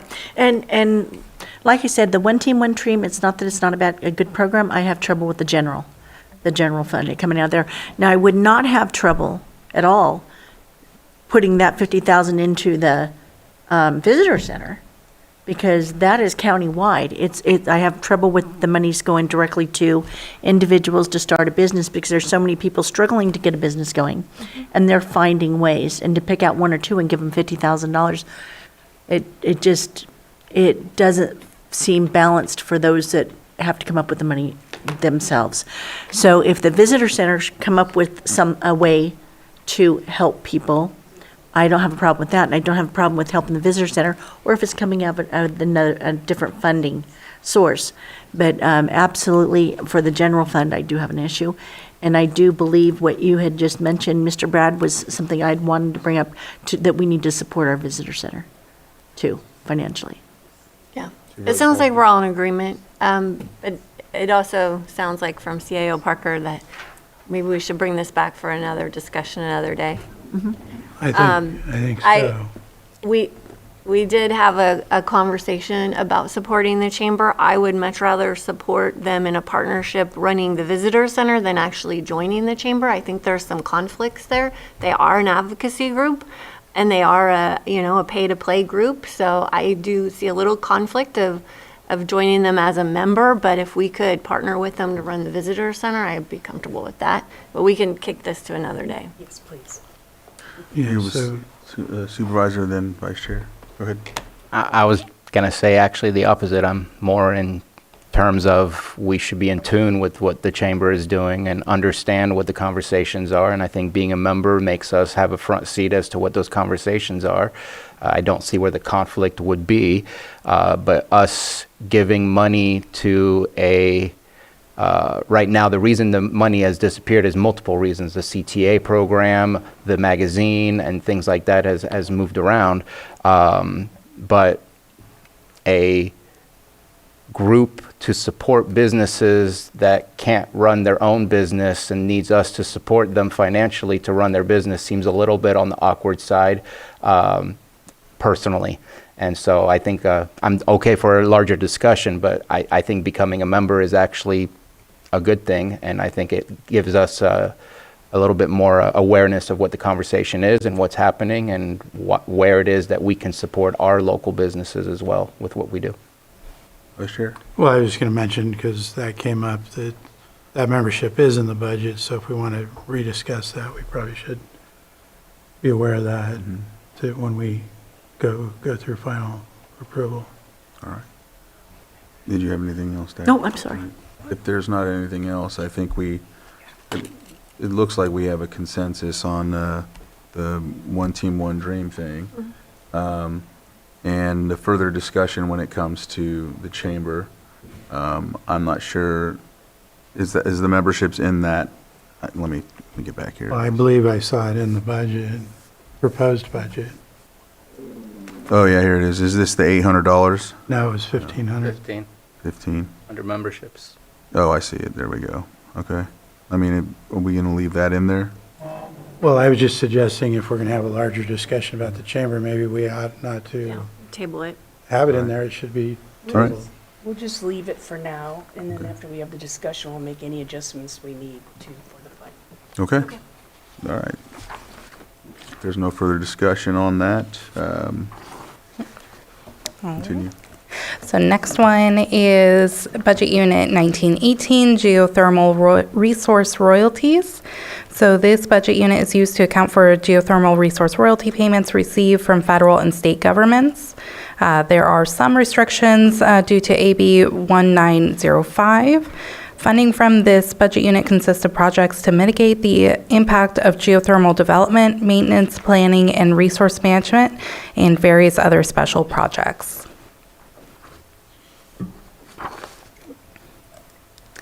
So this is basically fully allocated right now, or? It is, yes. No reserves. No, there's no reserves. So everything is budgeted. Yeah, because I know that we've been talking about, lessening the discretionary funds. I know one of the expenses that I help with is over in the Clear Lake Oaks Keys, that area. There's a prolific, that weed, aquatic weed. I know that's part of the portion that is used for that. So I mean, if if we have that discussion and we lessen the amount of discretionary, this is an area I think I'm going to need help with that group to help with the, yeah, Primrose. Yeah, that's what it is. So, yeah. Thank Pull you. it out. So I just wanted to mention that because I know we're talking, yeah, so.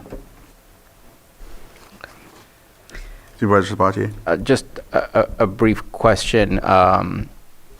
This is based on the agreement that right now is kind of going through some discussions to amend or renew the funds that we're receiving, or is this the federal funds that we receive? There's federal and state.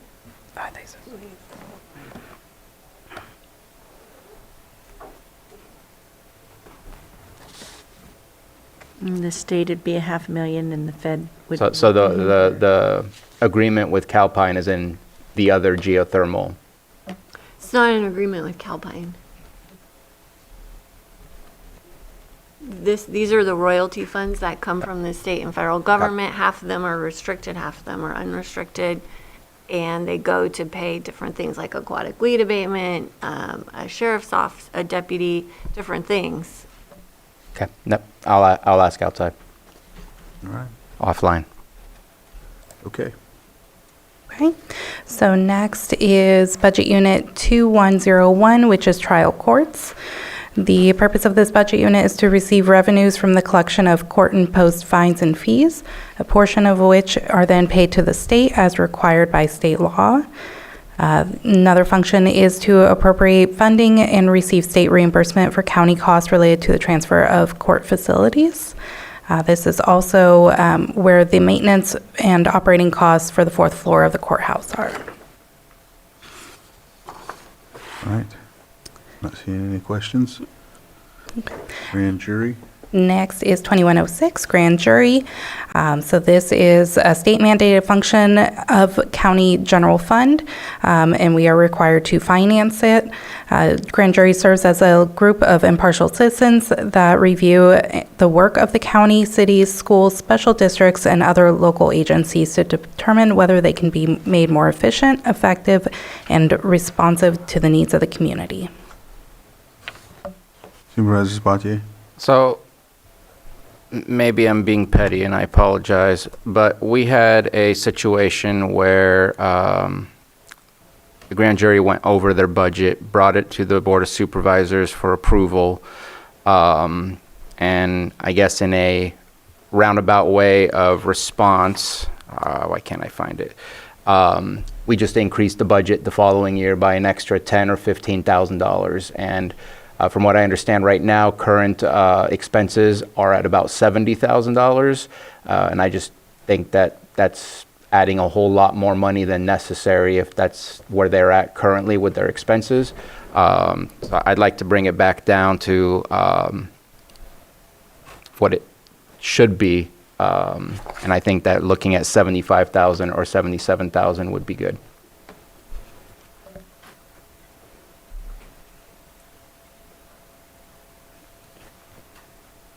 We need to hear from the board. I'm trying to see where you're at. The requested amount is 92. Is that what you're Yeah. saying, to bring it down to 77? Yeah.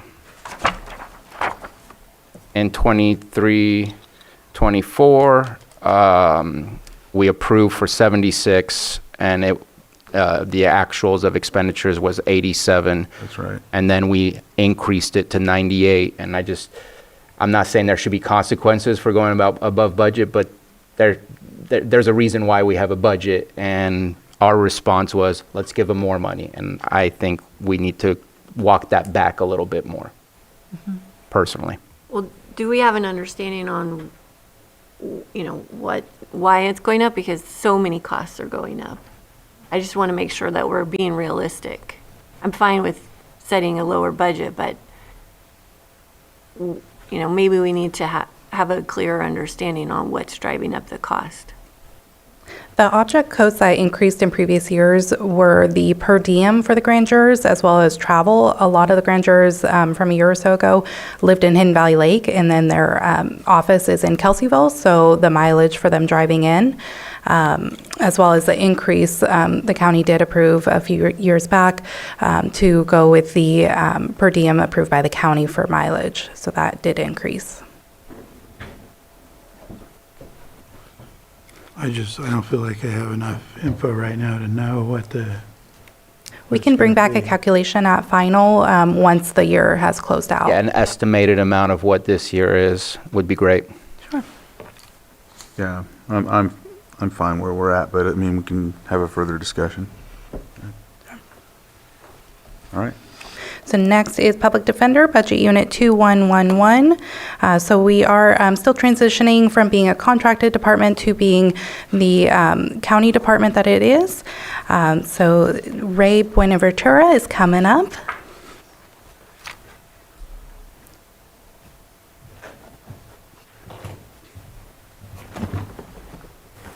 Good morning, Board. Let me just get my notes here.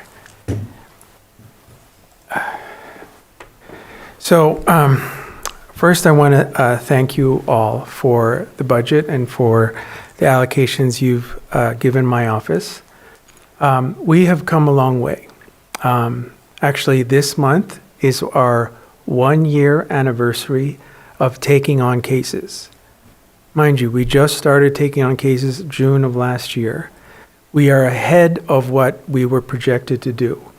We were not supposed to take cases yet, but because of things happening with the transition and with LID, we had to accelerate our development of our office, and we've done that. So we are now responsible for taking all felony and misdemeanor cases in criminal court, and we are making significant progress in becoming fully operational, but we're not there yet. We've hired some great people. We have been able to provide justice for many.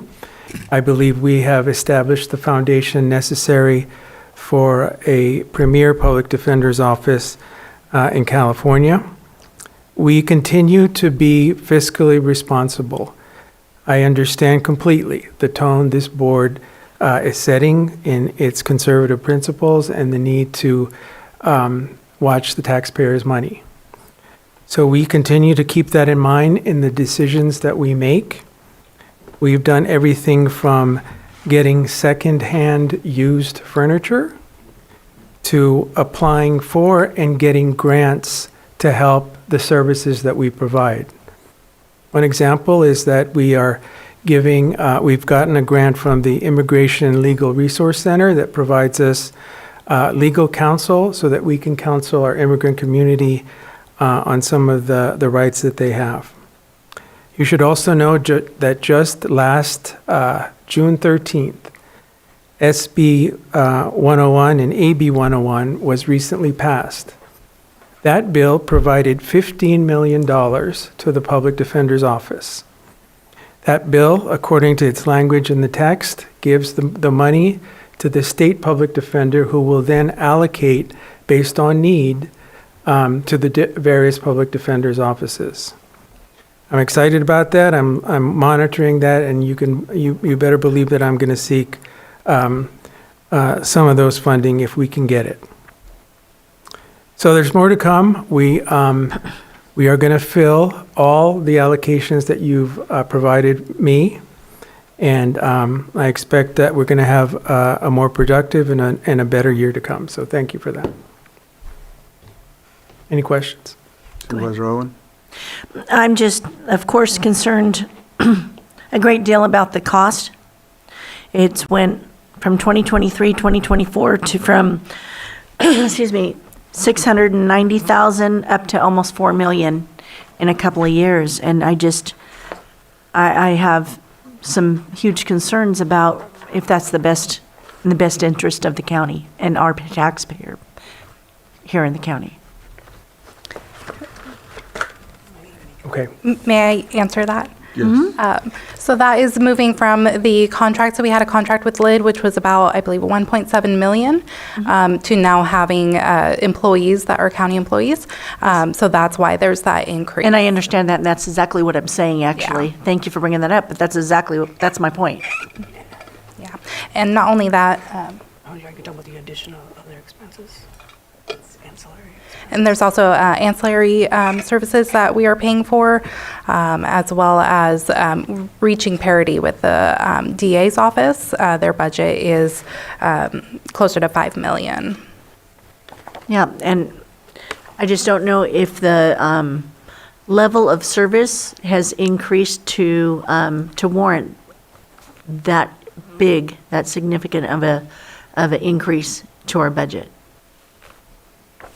So if we were getting proper service, and I can't imagine attorneys that we're hiring not doing their job, I'm just asking the question, is it worth having this department at that level of an expense for the county if we were taking care of our people properly before with contract help?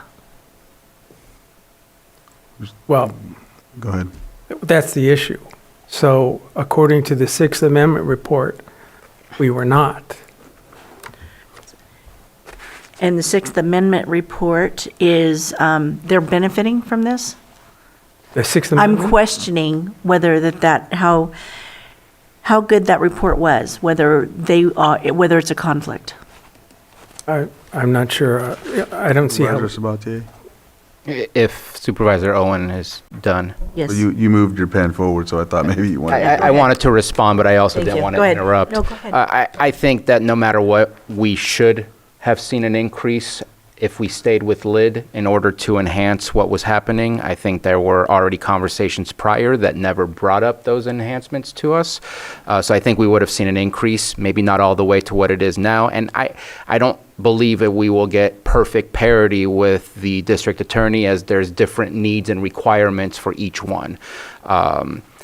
I do have concerns about the overall cost of the building that we currently are leasing. I think that is a very high cost, but at the same time, there's something needed to be done, because being in the closet, which was not necessarily the case, but tiny area for the amount of folks working in the department, was not an appropriate place, and at that point in time, we didn't have a better choice. But I'm still concerned on what I see. Because, I mean, it went up to 175, 145, I forget where it was here. I had it just in front of me. But I see that we also reduced our projections for maintenance building and improvements from 250 to 0. Once we're done with the moving in and any of the changes that were required, I know there's some capital improvements that were done. Maintenance is done by the property owner, or is it going to be done by us? Because I'm seeing we have it at 0 at this moment in time. The maintenance is being taken care of by the property owner. There might be some modifications that might be needed, and we'll talk about that if they develop. Okay. Again, I think that either way we would have seen an increase. I think, to me, the most important part, which is completely outside of the budget, is the oversight committee moving forward, which we just discussed recently. I want to see that happen. I think we got some good folks on there, and that being a public meeting will also bring other folks around to make sure that we answer the right questions and hold ourselves accountable for what we're supposed to do. At this moment in time, other than my concerns, I have no changes that I would like to offer, but I think we do need to pay attention, because the cost is high. I have the same issues with jail medical. It's one of those required things we need to do, but the cost keeps going through the roof. But we just need to make sure that the service is what people should be getting, and that oversight committee, in my opinion, will help us get a better understanding of all that. And I think in some of my concern is going over and beyond what we're asking for, providing services that are not required. So scaling back on services that we're not obligated to give and to bring forward, I think might help with that as well. I understand. I mean, I will say that the nuts and bolts and the core of establishing a public defender's office is the primary focus of my administration. So we are going to give what the public requires in terms of their defense. I had spoken when I first got into this position about developing a more holistic approach to representation, which gives that extra care and concern for public defender clients. That, I understand, is perhaps a reach and a goal that may not be attainable now because of fiscally what we find ourselves in. I'm mindful of that. That is why I'm doing things like looking at other grants to see if they can provide the support, the money, to help develop some of these other programs. I absolutely believe it is necessary to have a holistic approach to criminal defense representation. But I also do believe the most important priority is to give them the basic Sixth Amendment protections that they're entitled to. So that's my goal. Mm-hmm. All right. Any other questions? All right. Should we continue or open? Okay. Continue. It's all part of the same. Okay. And we'll open it up after. Okay, thank you. Thanks. So next is Budget Unit 2115, Domestic Violence Programs. Yes, we're going to do it at the end of all of these. All right. Good. So Budget Unit 2115, Domestic Violence Programs. So this is, He left, and if we're going to do questions at the end, yeah. Matthew will come, someone will come. Probably not anything he could answer anyway, or it can be answered by someone else, it's fine. We can answer it. Let's go. No, I think it's important for him to still be here because Yeah. we're, If we're not going to open up if there's questioning. other things that come up. All right. Okay. All right. Go ahead and continue. So domestic violence programs, so this is pursuant to state and federal law. Legal representation must be provided to indigent defendants who, in the opinion of the court, do not have the financial resources to retain the services of a private attorney. So this is a essentially pass-through, and it goes to Lake Family Resource Center. All right. Next is Budget Unit 2305. We do have a question. Oh, sorry. Came after. Did we get an annual report on that? I will have to look into that. Just because, I mean, pass-through is great, but I haven't really seen or heard much about what we're actually getting out of that. I'm sure they're doing something, but I'd like to get a better idea and concept of what we get out of it. Sure. I will follow up on that. All right. All right, so next is Budget Unit 2305, Criminal Justice Programs. This budget is currently at zero for this year. It accounts for funding allocated to the Criminal Justice Facilities Temporary Construction Fund. And this is non-discretionary revenues, but there are currently no revenues in there. Next is Budget Unit 7999, which is contingencies. This budget unit serves as the contingency fund for all general fund budgets. A source of funding for this budget unit is one-time general fund discretionary revenues carried over from prior fiscal years. Supervisor Sabatier?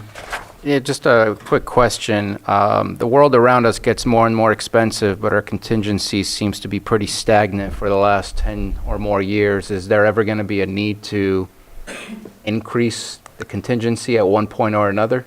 We were actually just talking about increasing that this upcoming year. So at final budget, we plan on increasing it. Okay. Not that I want to, but it just seemed You that never one of know. those I was irregularities. thinking the same thing. Yeah. Next is Budget Unit 8826. This is for the redevelopment obligations. The purpose of this budget unit is to repay the housing loan and general fund loans made by the county to the former redevelopment agency, with 80% allocated to Budget Unit 1120 and 20% to Budget Unit 8894 for housing projects. This is funded by the Redevelopment Property Tax Trust Fund.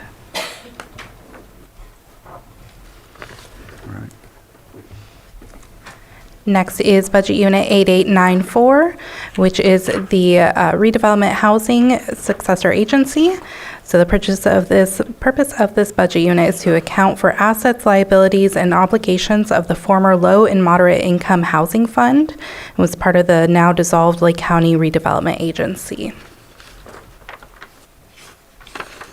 Supervisor Sabatier? We still have, I know the last one we did was the Collier Avenue. I think that was kind of the last of the redevelopment stuff that we kind of reworked in order to make it happen. Are we still having to deal with financial impacts from working all of that, or are we done entirely? Because I know the city of Clear Lake still has projects and land, but I thought we were either done or just kind of curious as to how much longer we got to keep this going, this thing that doesn't exist anymore. Just letting you know, the auditor's office in property tax, we continue to do the annual report through the Department of Finance. And how long do we have to keep doing this since it doesn't exist anymore? To 2032? I think it's 2032, but we can double check. And they're not all dissolved, but our county is, yeah. Okay. All right. So two more. So Budget Unit 9917, Health and Wellness. This is held by the Human Resources Department, and it is a internal service fund which is restricted to the purpose of employee health and wellness related to health, dental, and/or vision. And our last one is unemployment, Budget Unit 9918. So this is also an internal service fund managed by Human Resources to pay the cost of unemployment claims that are filled by former county employees. Unemployment claims are investigated and administered by a third-party administrator in coordination with HR staff. All right, I'm going to go ahead and open it up to the public since we're finished, and I know we've asked our questions already, so if you have a question about any of the budget items throughout this, please come up and...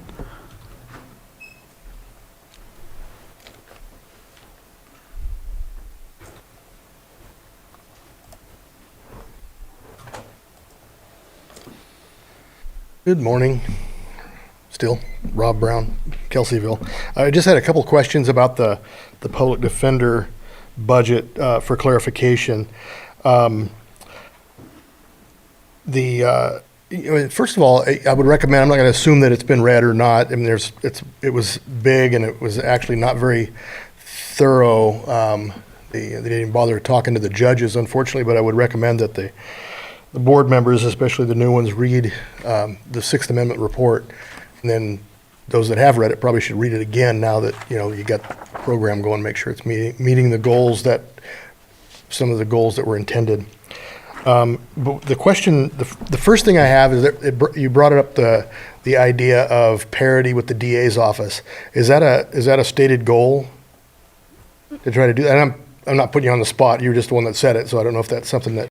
Yeah, as far as attorneys and investigators go, we are seeking parity with the number of each.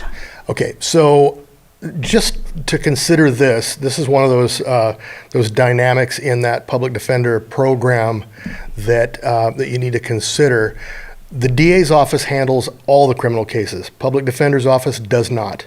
So there doesn't need to be parity. There just need to be effective efficiency with the cases that they're getting. There's a lot of cases that are handled by private defense attorneys, and you don't have to worry about them. So the parity isn't an issue. And I might be wrong on this. I'm not sure, but I think the investigative reports that the DA's office investigators have can be used by the defense attorney, because they're not supposed to be biased. They're supposed to be the facts that are just included, so both sides can use that same report in those investigations. I think there may be some things that need to be done differently, but I'm hoping that we can trust the DA investigators enough to be able to use those reports and not necessarily have to have investigators for both county employees, which brings me to another subject. You talked about the cost going up because they're county employees. Does this budget also include the cost for conflict attorneys? It does, yes. Okay, because conflict attorneys are not county employees. Correct. And that has gone up exponentially given the nature of how the public defender's office works now. If there's a conflict with an attorney, it's typically a conflict with the entire public defender's slate of attorneys. So an attorney has to be hired. So there's a lot more of those being hired now than before. And those cases, you're going to find will typically go to trial more because that attorney's getting an hourly rate as opposed to, trying to get this thing resolved and, justice served and move on to the next case, the caseload. So those are just things to consider. That's a high cost that needs to be monitored pretty closely, I think. So you answered my question about the. All right.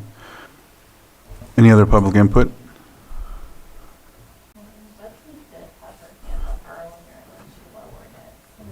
Betsy, if you're still on, did you have your question or comment?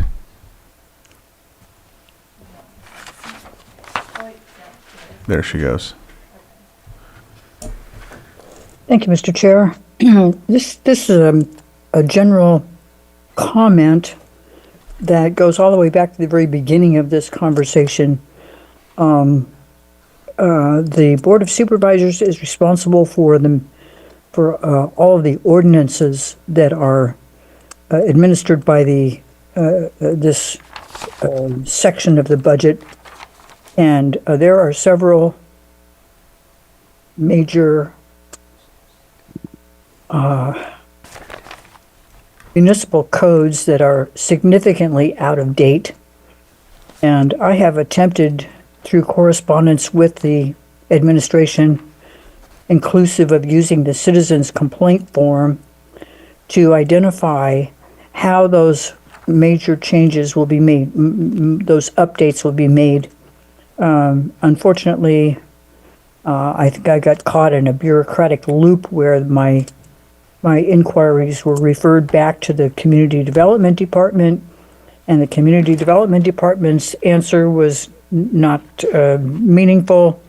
So I'm just calling your attention to the fact that maybe you need a project or a subject of discussion by the board of your needed changes. One of those significant changes is to the Article 64 of the zoning ordinance called Environmental Protection Guidelines, and the fact that the Planning Commission itself does not have thresholds and standards of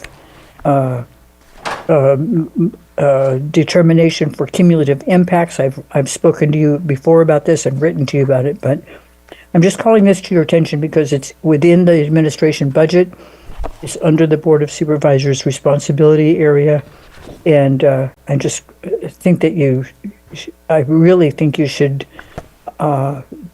undertake to bring those codes up to date. Some of them are so badly out of date they're meaningless. Thank you. Thank you. Is there any other? All right.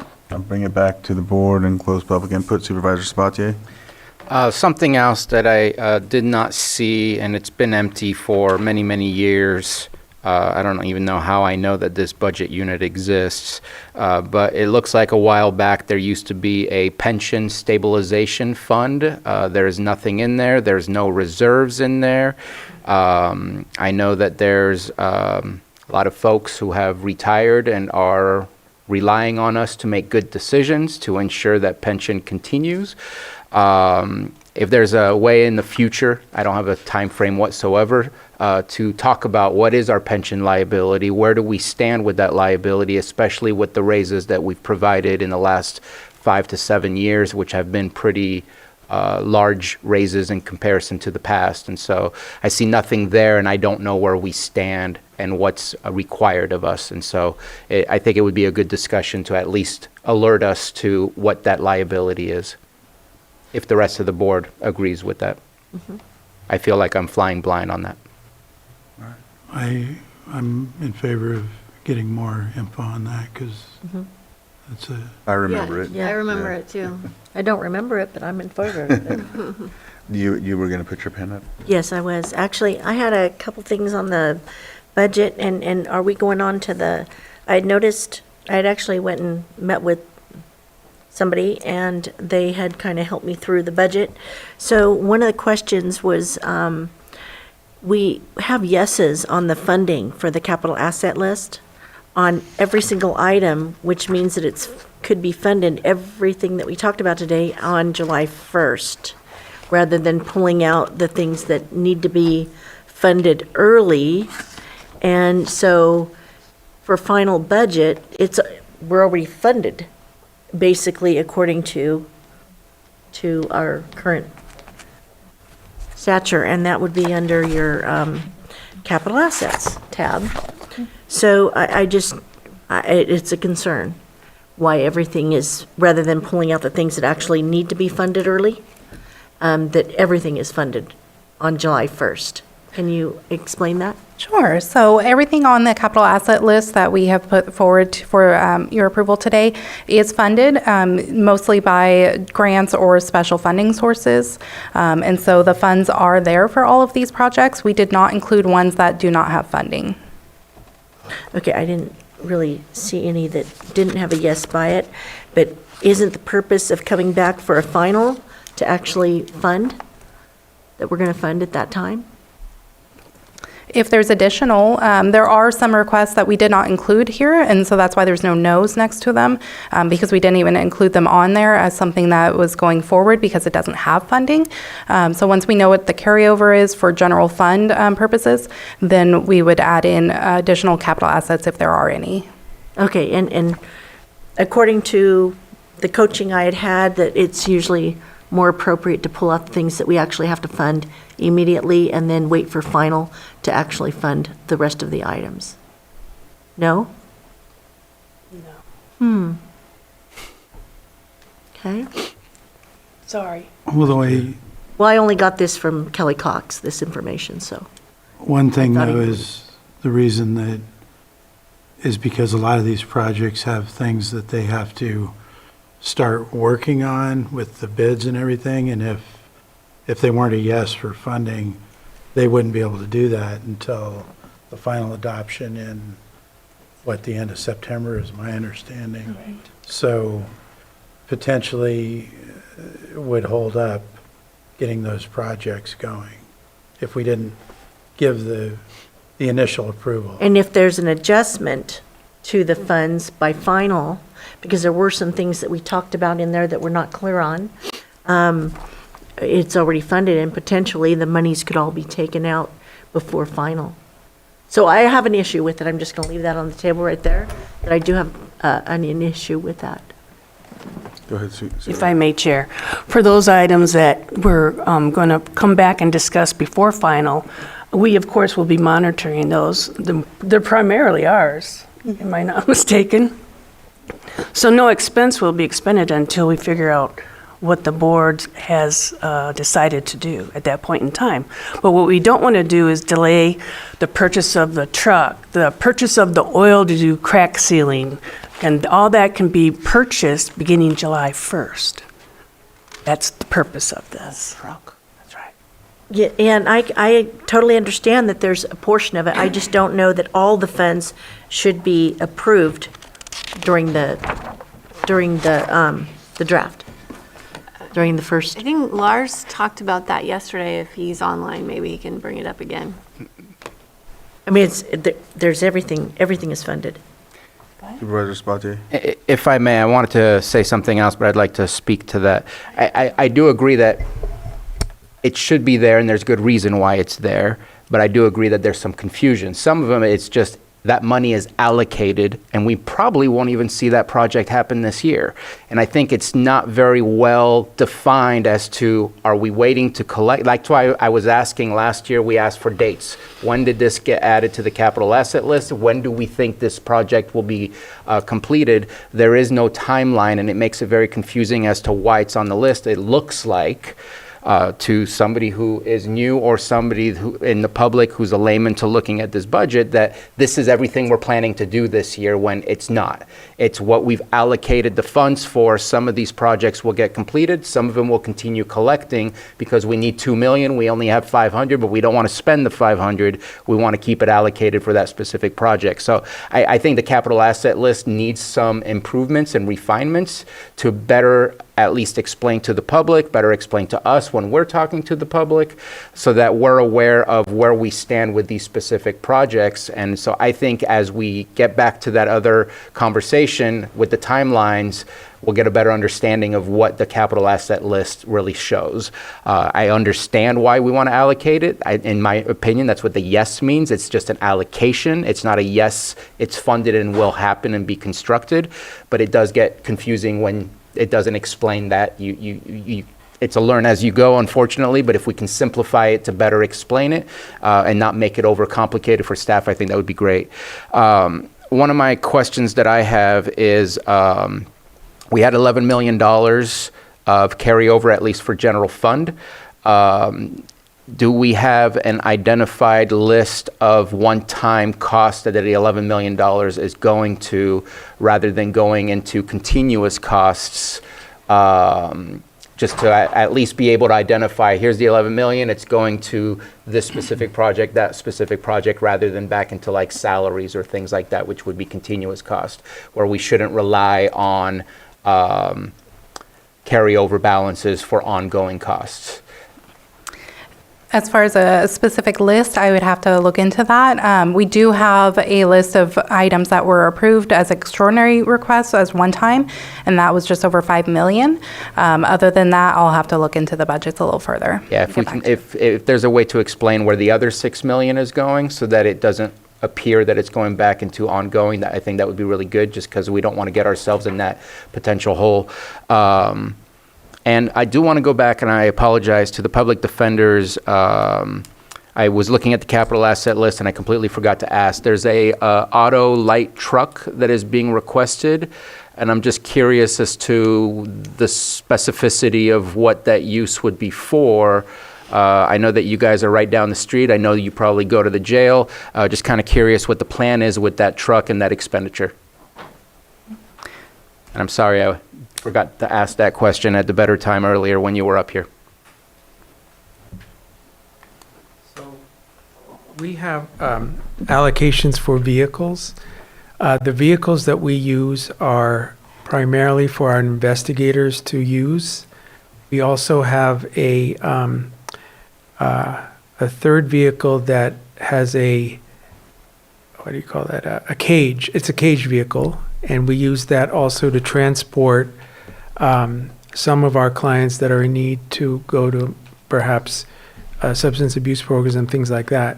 I think that the theory behind having a truck also will help in terms of transporting if we need to transport some of the items that they have, some of the office supplies that we need, things like that. So and as far as utility to serve the office as well as our clients. I apologize for this question. Is it standard for public defenders to drive a cage truck and bring folks to the services or wherever it is that they need to go? Yeah, so what we are doing is we are leaving it up to the sheriff and probation first. If they are not able to accommodate the transportation, then we've taken it upon ourselves to do it.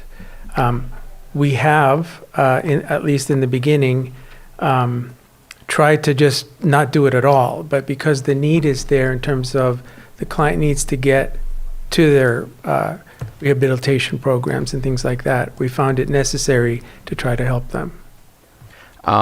I'm not going to change anything. I have concerns as far as the safety and the liability.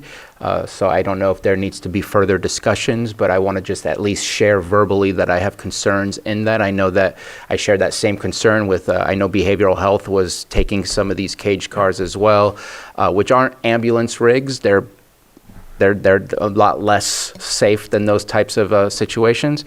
But I share the same concern. So I hope we can have good internal discussions on how best to deal with that to keep your staff safe and to make sure that the clientele you're working with gets to the services they need, because the last thing I want to do is prohibit them from accessing that. Just sharing my concern. I will, if I may, I will also tell you, I share the same concern, and that's why we needed a caged car. And in addition to that, we want it equipped with video cameras just to make sure.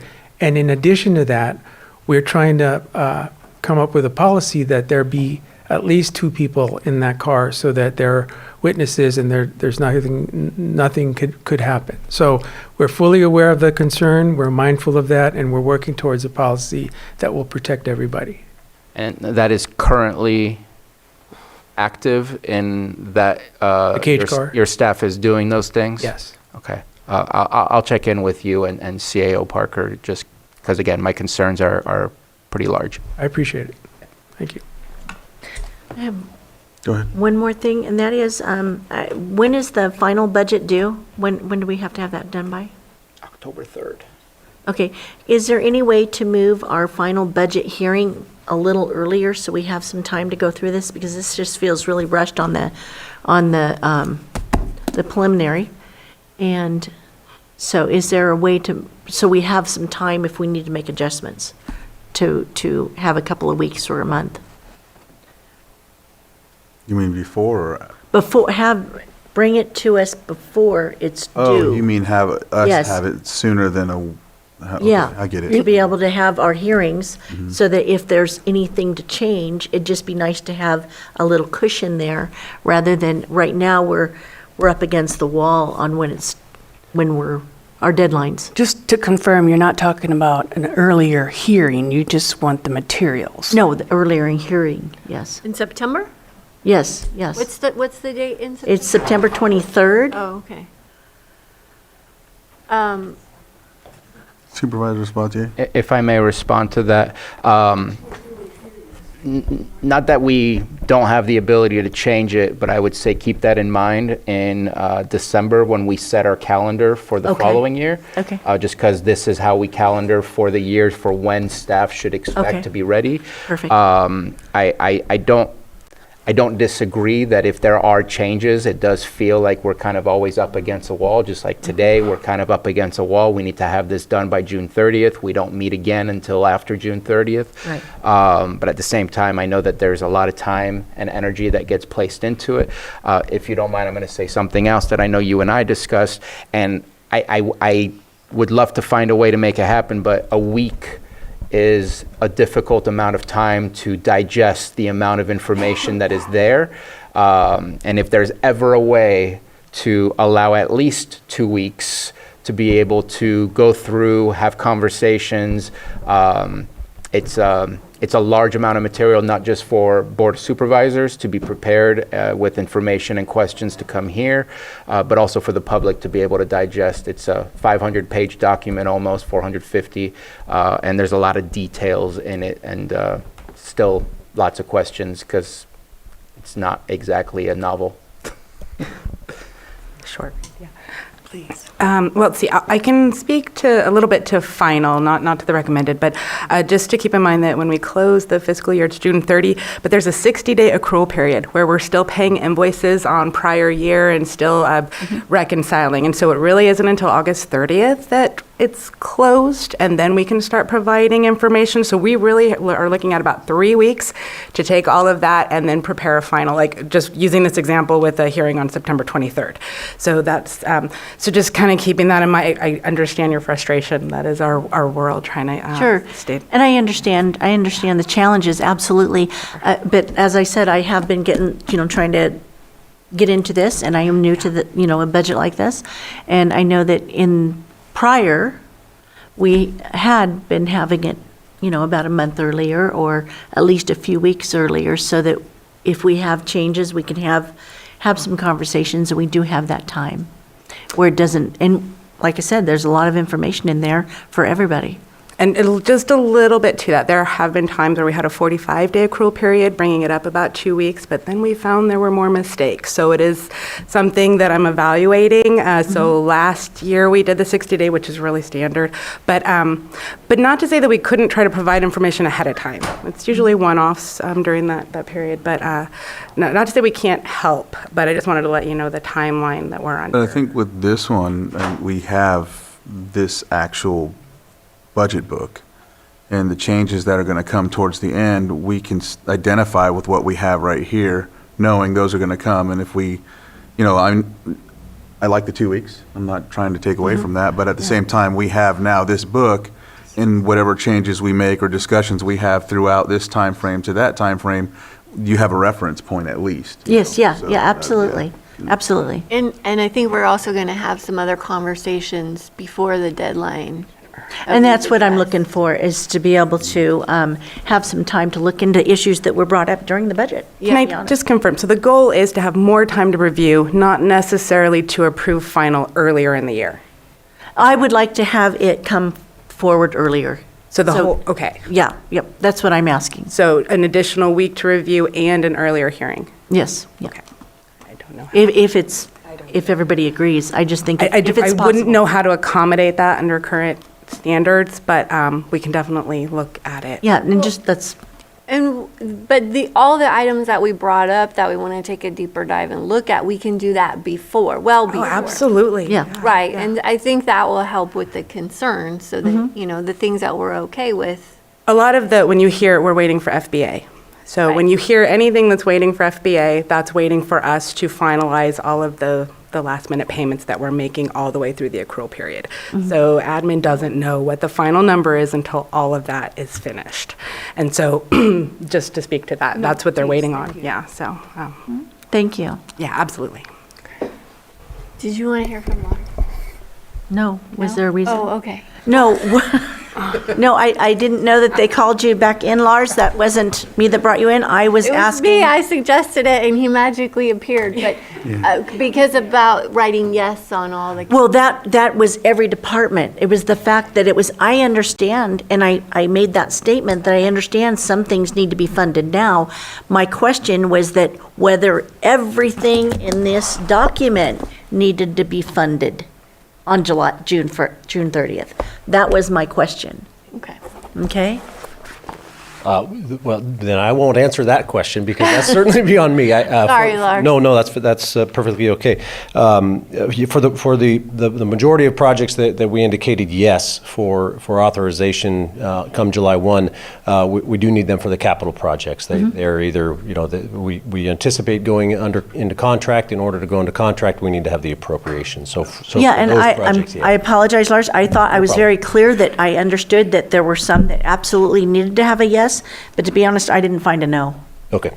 in the book. Yeah, and So, that's- and there may have been one, but I didn't see any. I went through and everything was funded, and I asked if that was necessary. Fair enough.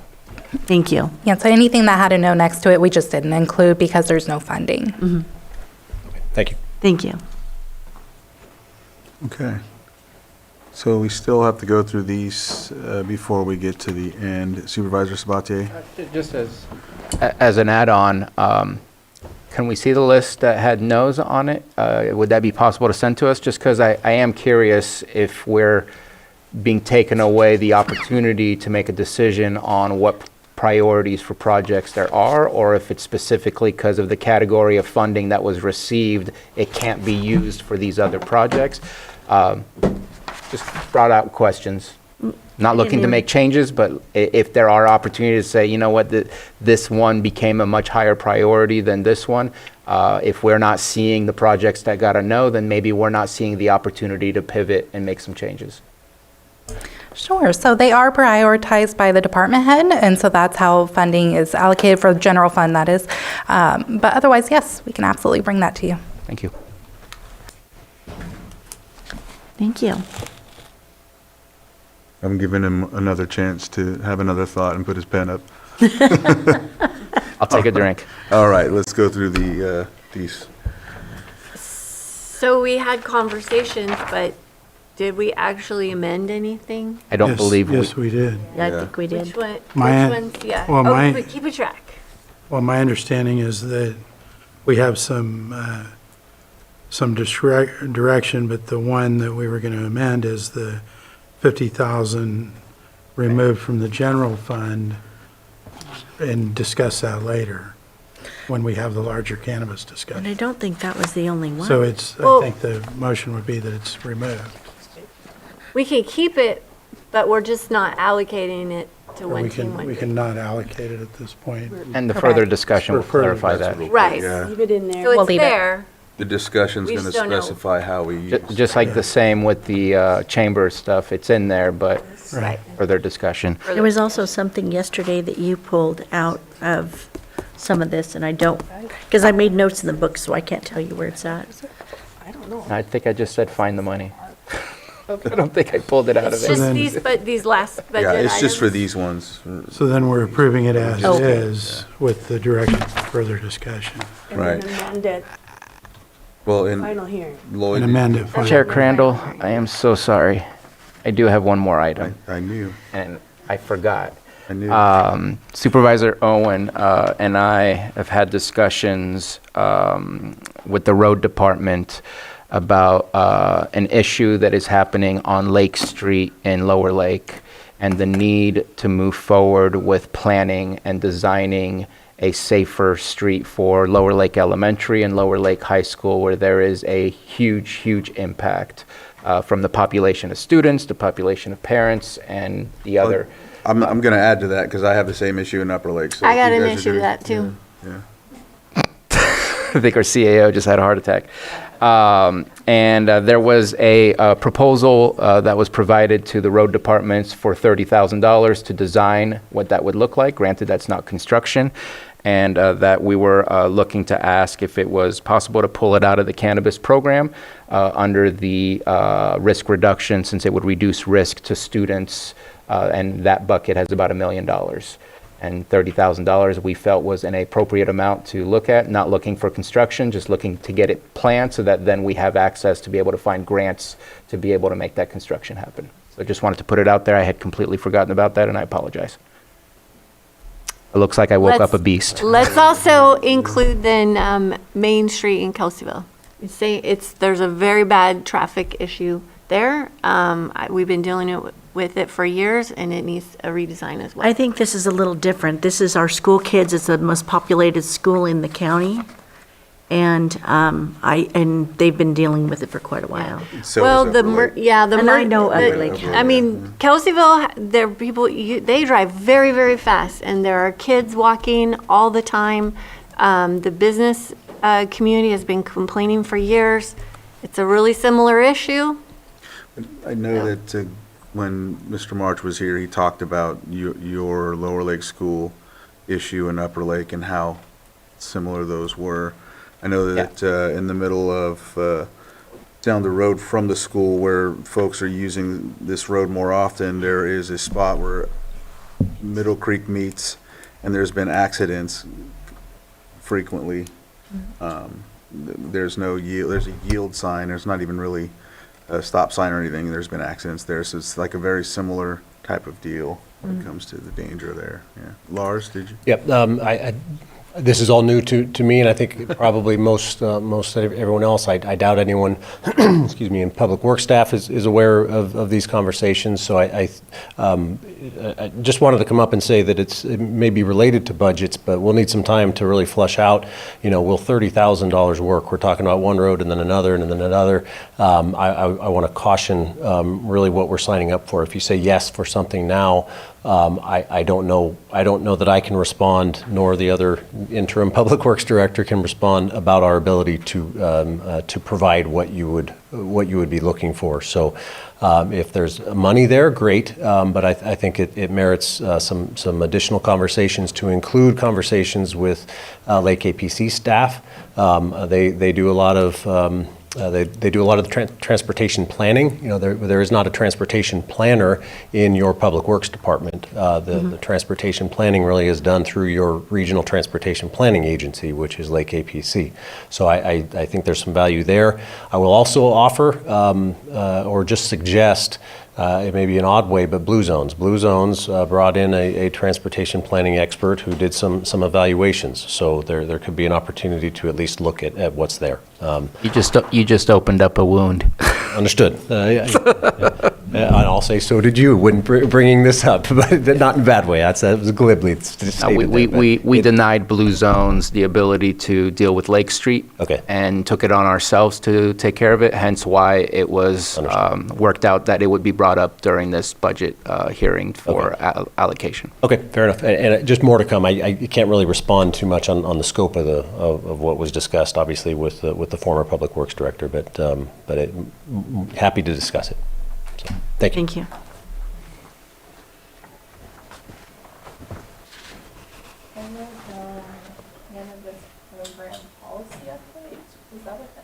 Yeah, we asked for a policy update. Yes. Nice, Johanna. Yes. And I also requested for a deep dive into our roads. I know that Supervisor Pyska mentioned that we want our annual, what's happening this summer. I think we can have that deeper dive conversation about some of these issues that were just brought up at the last moment. But I agree with Supervisor Owen that I think school safety is a priority and that we need to focus on those things. There's 3 schools in Kelseyville too that walk on Main Street. So it's very dangerous. So Mr. Chair, without any further comments, I'm ready to make a motion to approve these last final budgets. All right. As amended. As amended. As amended. Thank you. Lloyd? So typically, the practice has been to state the budget unit numbers that your board is approving. I'm going to do, I was just checking in to see if he was ready for me. Yeah, we're ready. And as far as the as amended portion, I'm confirming with staff. It appears there may be some amendments to budget unit 1011 and 1778. Just 1778. 1011 will leave for final or further discussion. Okay. Thank you very much. I move to approve budget units 1011, 1012, 1014, 1072, 1120, 1124, 1341, 1778, 1781, 1794, 1796, 1891, 1892, 1918, 2101, 2106, 2111, 2115, 2305, 7999, 8826, 8894, 9917, and 9918, including the amendment to 1781. And Mr. Chair, if I may. Yes. Budget unit 1798, I believe, should be included as well. All right. 1790. I'm sorry, 1785. 85, thank you. 85. Whole different block. Second. So I have a motion and a second. All in favor? Aye. Any opposed? Was One there second. was there an amendment to 1785 as well? No, but the amendment was to 1778, not 1781. Isn't that what I said? I amended to 1778? Can we do that, Lloyd? It hasn't been taken, so amended motion. I make an amended motion so that it's 1778 that is changed and amended, not 1781. My apologies. Okay, so I do have a motion and a second. Is there anything else? All right. All in favor? Aye. Any opposed? Motion carries. And then I think that after that, we have to complete. Yeah. We have to do a complete. And Thank you, everybody. thank you. So there's the recommended action to approve, adopt, and then authorize. We Right. need to offer the resolution. But I think we have to approve the motion first, right? A, I believe, is approve the motion. Yeah. So I'll make that motion to approve the fiscal year 25-26 recommended budget. And Mr. Chair, if I may, Yes, in please. addition to that motion, with the amendments as reflected and approved by your board that was made throughout the presentations. So moved. Second. I have a motion and a second. All in favor? Aye. Any opposed? Motion carries 5-0. Thank you. And I'll offer the resolution resolution has been offered And Mr. with Chair- amendments. Yes. with amendments as amended. Supervisor Owen. Aye. Supervisor Sabatier. Aye. Supervisor Rasmussen. Aye. Supervisor Pyska. Yes. And Supervisor Crandall. Aye. As C, I'll move to adopt the purchase capital assets prior to approval of the adopted budget And Mr. Chair, if I as may, amended. I believe so, in confirmation with staff, right, as amended. Second. So I have a motion and a second. All in favor? Aye. Any opposed? Motion carries 5-0. That concludes everything. Is there anything I missed? All right, with that, we will adjourn, and we will see you at the, I think it's July 7th, July 8th meeting. I think it's the 8th. It is the 8th, yep, 8th. So we're adjourned.